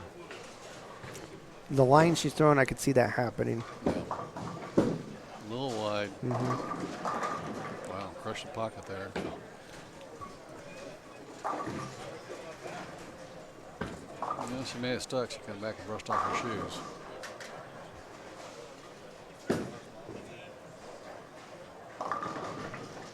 Again, these bowlers are bowling for $2,000 guaranteed first place. An entry in the 2021 National Masters. And they'll get a small stipend to go with that for their hotel or whatever they need. It's like $500 and fight out and another about $1,000 worth of extras. Okay. It's a pretty good deal. Because the entry fee alone is $500 to that tournament. Is it?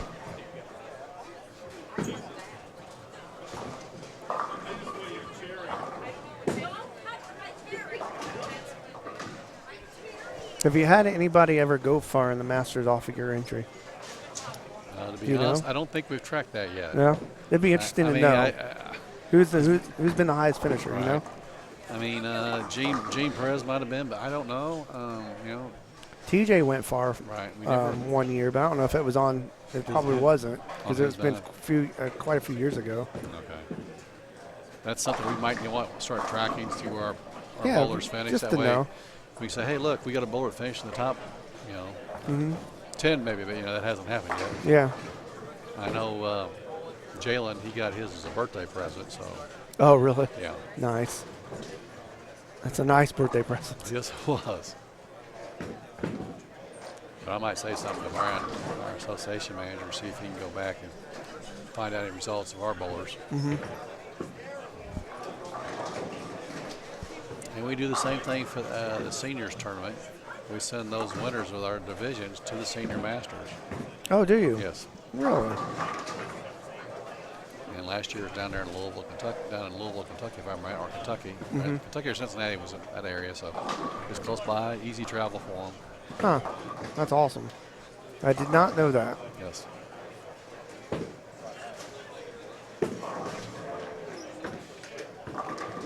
And there, you guys work with anything with junior gold for the youth?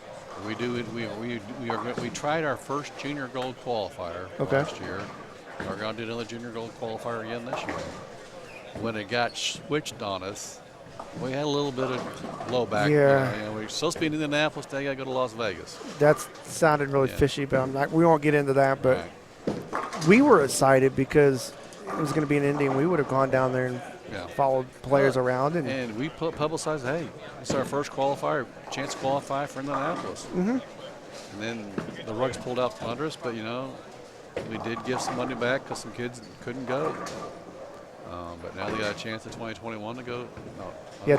They did. Yeah, they did give it to you next year. The following year we get it back. That's good. But there was an age change. They changed out an age, so makes the playing field a little bit easier for the houses to host it. Right.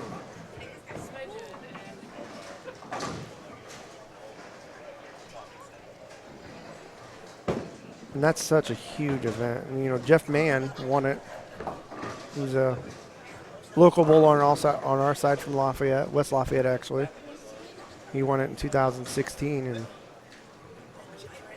you got to figure. He beat over 3,000 bowlers. That's a lot to do for a young man. Yeah. And what has it done for him since? Of course, he gets a scholarship and got the Team USA experience. That I'm sure it's helped his game tremendously. And his dad's a pretty good little bowler too, so it didn't hurt to get he had a good teacher. Yeah. Oh yeah, I mean I've known Jeff since I was 13 maybe, 14, and I knew then he was going to be a good bowler.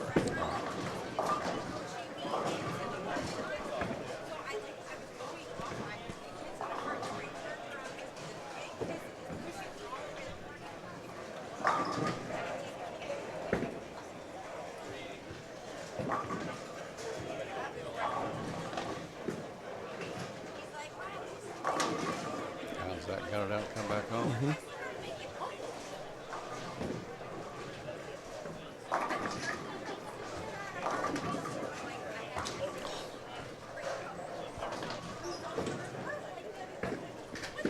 I'm going to go back down to 5 and 6. That's where Zach's at. He'll be coming up on lane 5 here in a couple bowlers. He throws it pretty good too.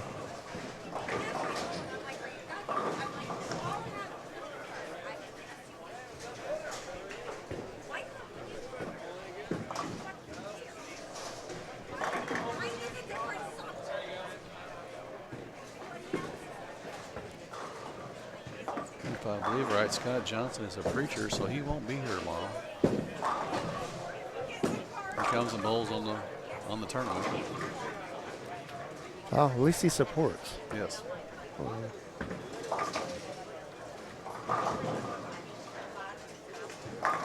He's out of the Terre Haute area.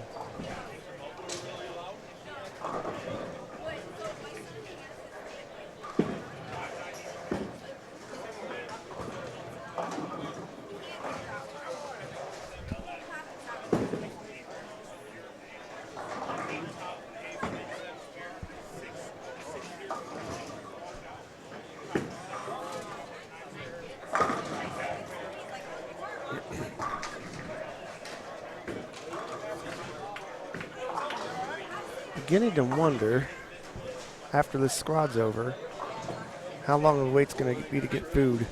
I don't know. I mean, it could be real quick, or I just seen the amount of people that are in here right now. It's crazy. And I see why people bring friends and families, because casino. There's a lot to do here. There's a casino, and it's a lot to do in Anderson.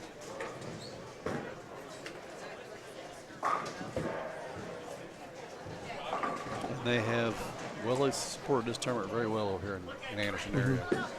So when you sell it out every year almost, you can't complain. Well, it's a good location. It's somewhat centralized. It's off of the main highway, it's not too far for people from the south to drive in from the north. So. Right.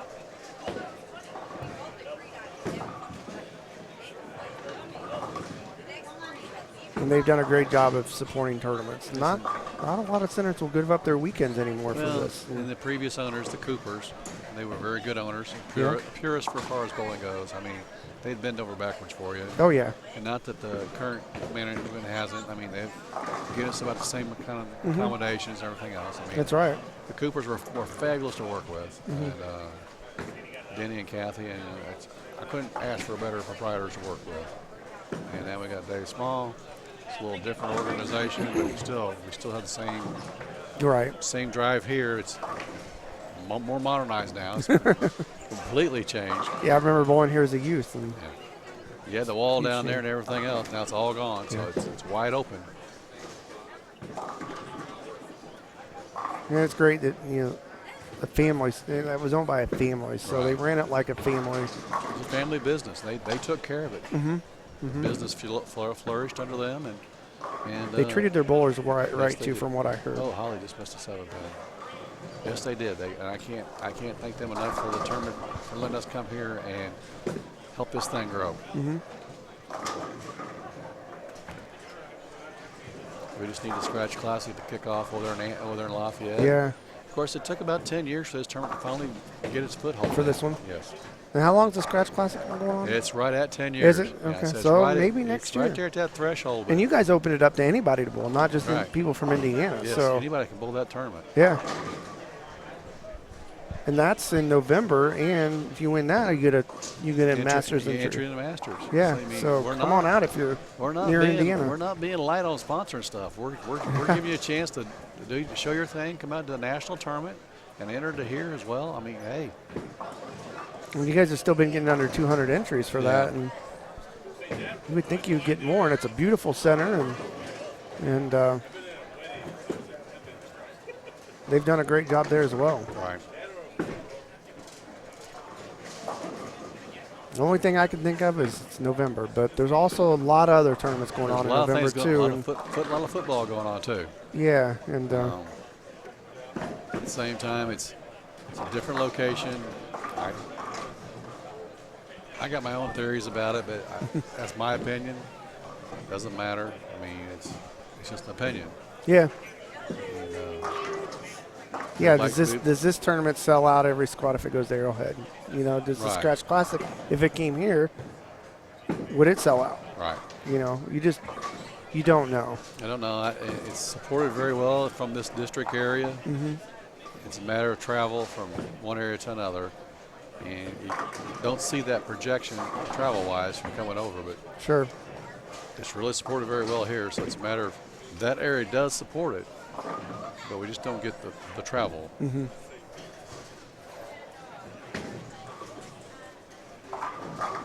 I mean, this year you even had a hotel give you a special rate. I don't know if you've done that in the past, but well, they've got special rates again here, I believe here. Yeah, and Best Western Plus. Yes.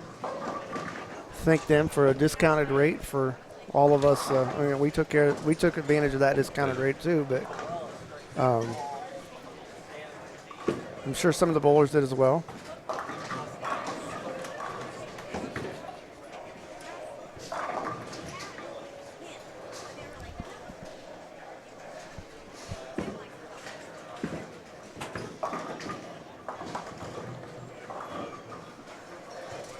Dave will be here for 2 more squads for Big 4 socks, so come on down for his socks. Take a look at them. They got some new special socks. Yeah. Also, if you're in the Fishers area, stop by Pinheads. Zach Kerry would appreciate your business there at Pinheads. If you're in your Lafayette area, come on by Mike Albee's Arrowhead Bowl and stop and see Scott Devers. He's a fantastic host over there for us. Oh, you know, every time we've been there for a live stream, he's basically giving us whatever we need, you know.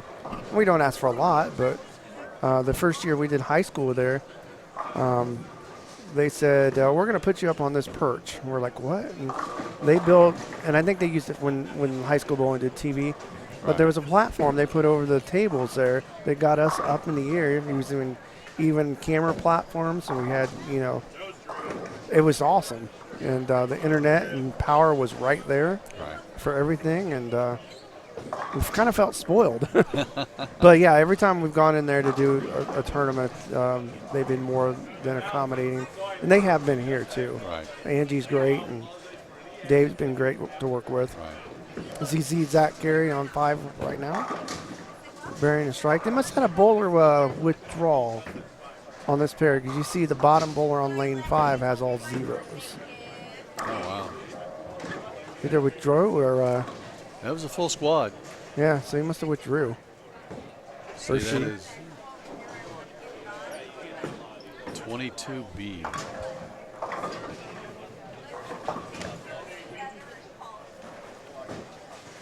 Depends on when they withdrew, too. Yeah.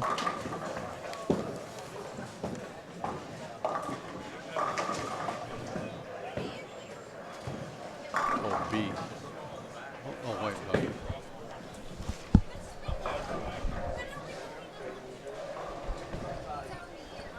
No, I'm looking at it wrong. It's 22, 21C, 21E. Yeah, it's kind of hard to see with Chris Fleming after the. Fleming. So I wonder if, you know, he shot 118, so you got to wonder if it's injury related. He might have got hurt. Yeah. I haven't seen Chris since then, but. Or maybe he's after 117. He wanted to save it for the next set. That's a long way to come back from. You know, that's something I've never done in a tournament is withdrew because I'm bowling bad. Right. if I paid for it, I'm going to stick it out. But in his case, yeah, I mean, it could have been an injury. True. I'll have to find that out.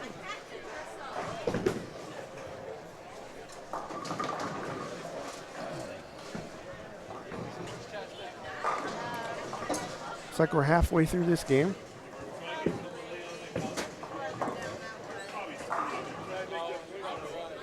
Once our TV pairs are done, we'll go off the air.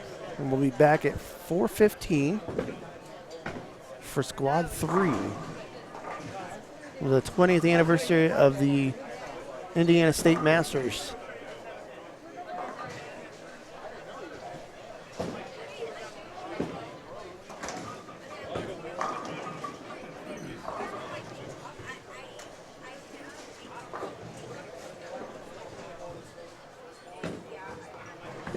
I'm waiting for the information to come back. The what? On Chris, I'm waiting on some information to come back. Oh, you're Normally, when you guys are on live, I'm in the office. I can hear you guys. Oh, here you go. Here's your information. And that's what's awesome about working with you guys is we've never had that before where you guys have the live stream on in there and we're trying to guess on something. Next thing you know, you're bringing us a sticky note with the answer. It's like, where'd this come from? Well, we're watching live too. Yeah, or we've given the wrong information and you can be like, no, it's this. So that's kind of nice to have too.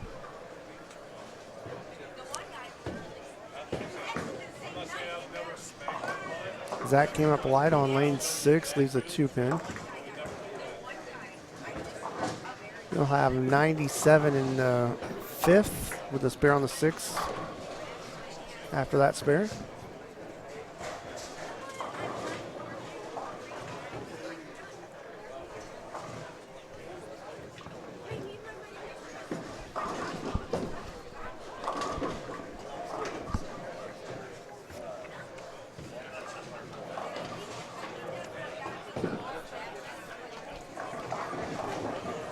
Thanks to our sponsor, the Anderson-Madison County Visitors Bureau. Check out their website. Visit andersonmadisoncounty.com to find the calendar of upcoming events and festivals, attractions, places to eat, and more. Visit andersonmadisoncounty.com. They have a lot of good places to eat that we do not have here in Lafayette. Like a Popeyes. Yeah, there you go. I like Popeyes. It's different. Right. I mean, we don't have that. We have KFC, but it's different. And I just got a note from the office. I'm not sure. He might just quit because it wasn't bowling well. Okay. That's possible. Yeah.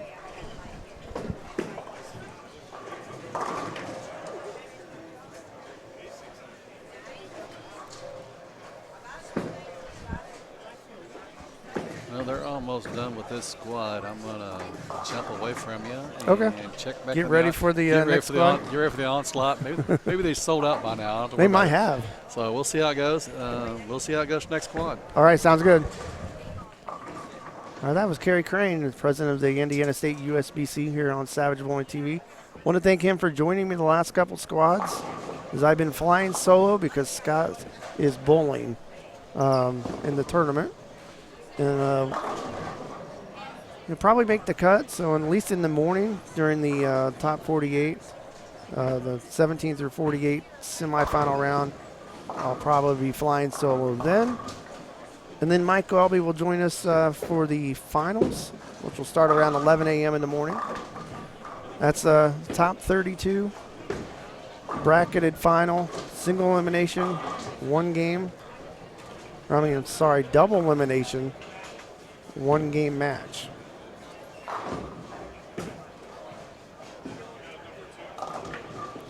They're out in the 8th frame here, the last game of this squad.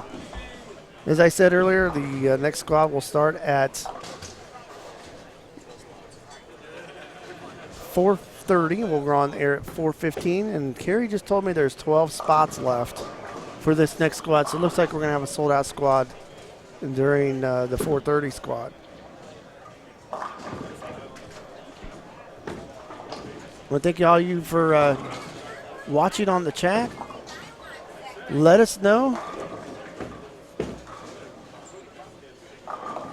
where you're from. We always like to know where our viewers are watching from.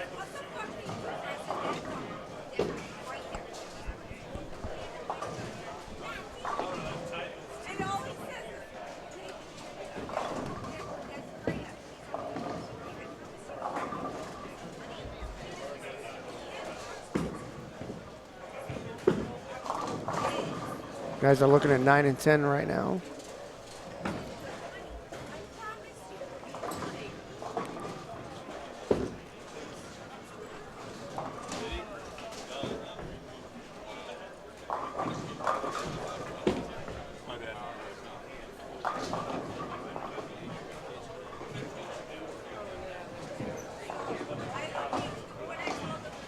We talked about Big Four socks earlier. They just don't have socks. They have grip sacks. They have towels. They have other items that you can purchase. New that I just now saw. They have tumblers. They're probably a 24-ounce tumbler, I'm guessing. But pretty good quality. I'm sure you can order those at his website, big4socks.com.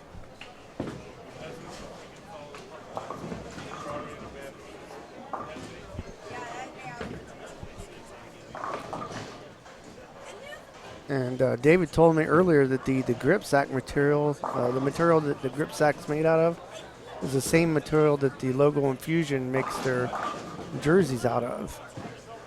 So that's kind of unique.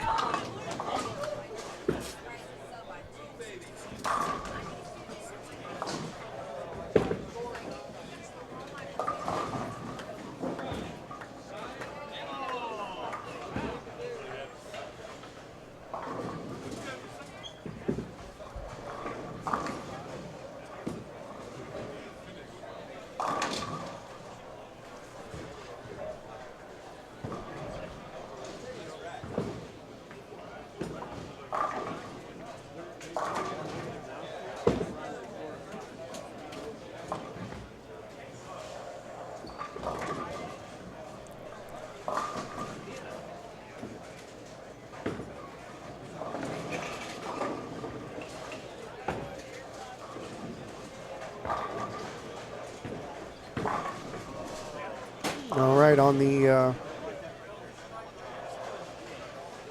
team app is the updated standings. He's got the full standings on there. I'll tell you what's going on here. This squad leading after 2 games with 491, Chris Colella. Right behind him is Josh Myers with 473. Gene Perez made a nice comeback, shooting 269 the second game. He's now at 470.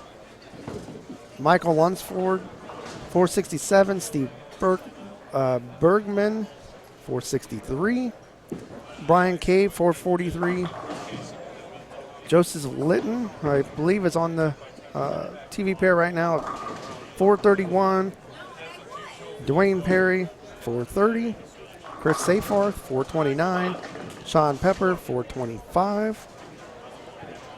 Other notables are Mark Sullivan at 412. Chris Curry at 414.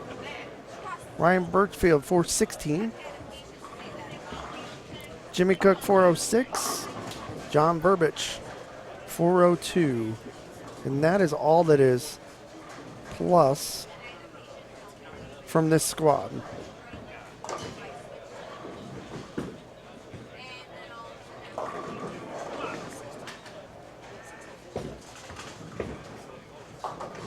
$20 bowlers plus, even or plus, after game 2 of this squad. Once again, the top 48 bowlers will make it to tomorrow's festivities. Bowlers who are 17 through 48 will bowl in the semifinals. It's a 2-game addition to their scores. They'll be vying for the final 16 spots.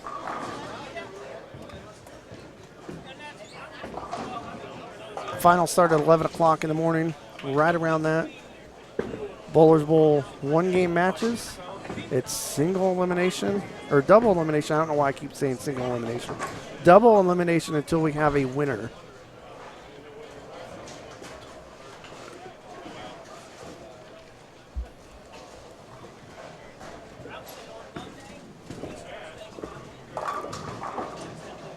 All right, switch back over to 5 and 6 as 9 and 10 is finishing over. 5 and 6 is just now starting their 10th frame. They had a little bit of a lane breakdown, so that's why they're a little bit behind. They're just now starting their 9th frame, actually.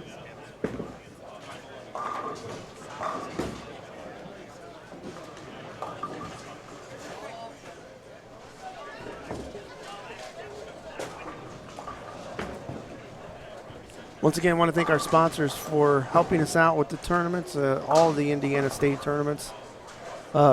Pinheads and Fishers, Mike Always Airhead Bull, Big Four Socks, the Anderson-Madison County Visitors Bureau, and Motive Bowling is our official bowling ball sponsor for the Indiana State events. Without them, this broadcast and the addition to the prize fund would not be possible. Also want to thank the Indiana State Usbc for their support. And they are doing a great job, as always, running their tournament. If you're in Indiana and you have a high schooler looking to apply for a scholarship, go to indianastateusbc.org for scholarship information, for tournament information, things like that. Ton of information on their website, so make sure to go check it out.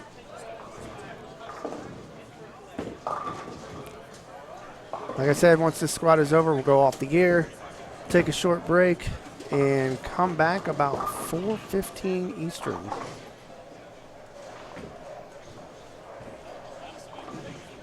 WSU Mom, watching from Massachusetts. Thanks for watching. We're glad that you're watching, and thank you for the kind comments in the chat. We appreciate it.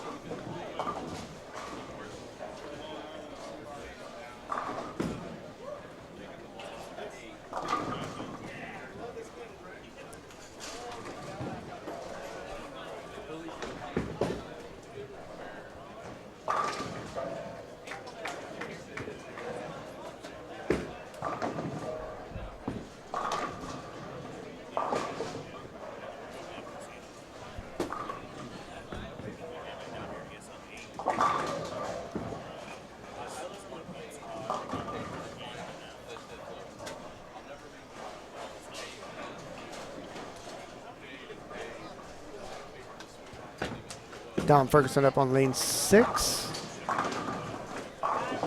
That's a double in the 10th for him. He can strike out for 204.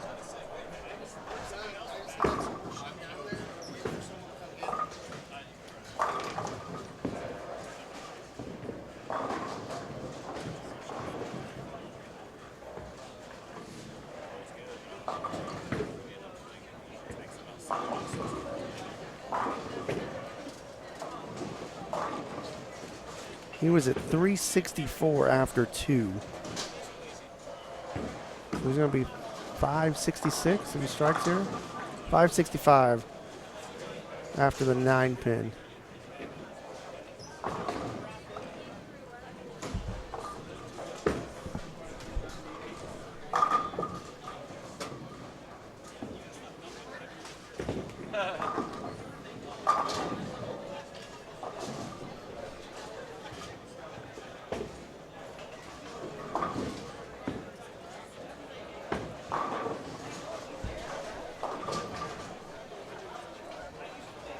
All right, getting ready to bowl on lane 6 is Zach Kerry, one of our sponsors from Pinheads Bowling Center in Fishers.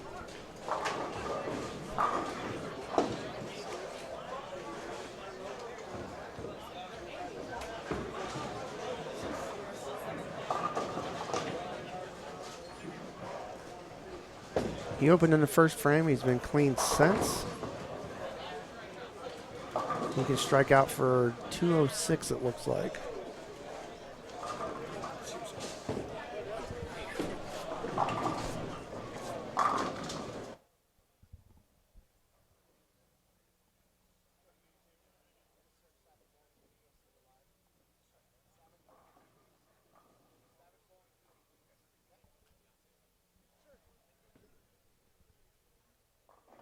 Also, I was just told that the tumblers from Big Four Socks are actually 30 ounces. So that's pretty cool. They're a nice white color. They're heavy, insulated, it looked like. Has the Big Four Socks logo. And they're available on bigfoursocks.com. Zach's up here on the second ball in the 10th, lane 6, after a strike. Flushed it. Strikes there, he'll shoot 206. And after he does, we will go off the air as our TV pairs are finished.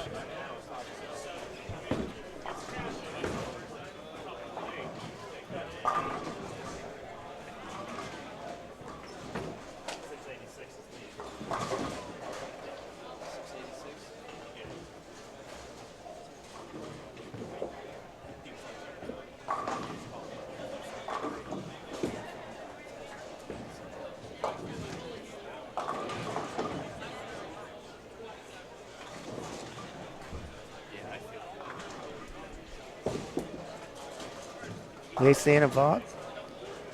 Thanks for watching Savage Bowling TV. Don't forget to like and subscribe our channel. Thank you for watching this squad. We'll be back about 4:15 Eastern for the next squad. It starts at 4:30. And then the squad after that will start at 8:30. So appreciate everybody watching. And tune in here at about 4:30.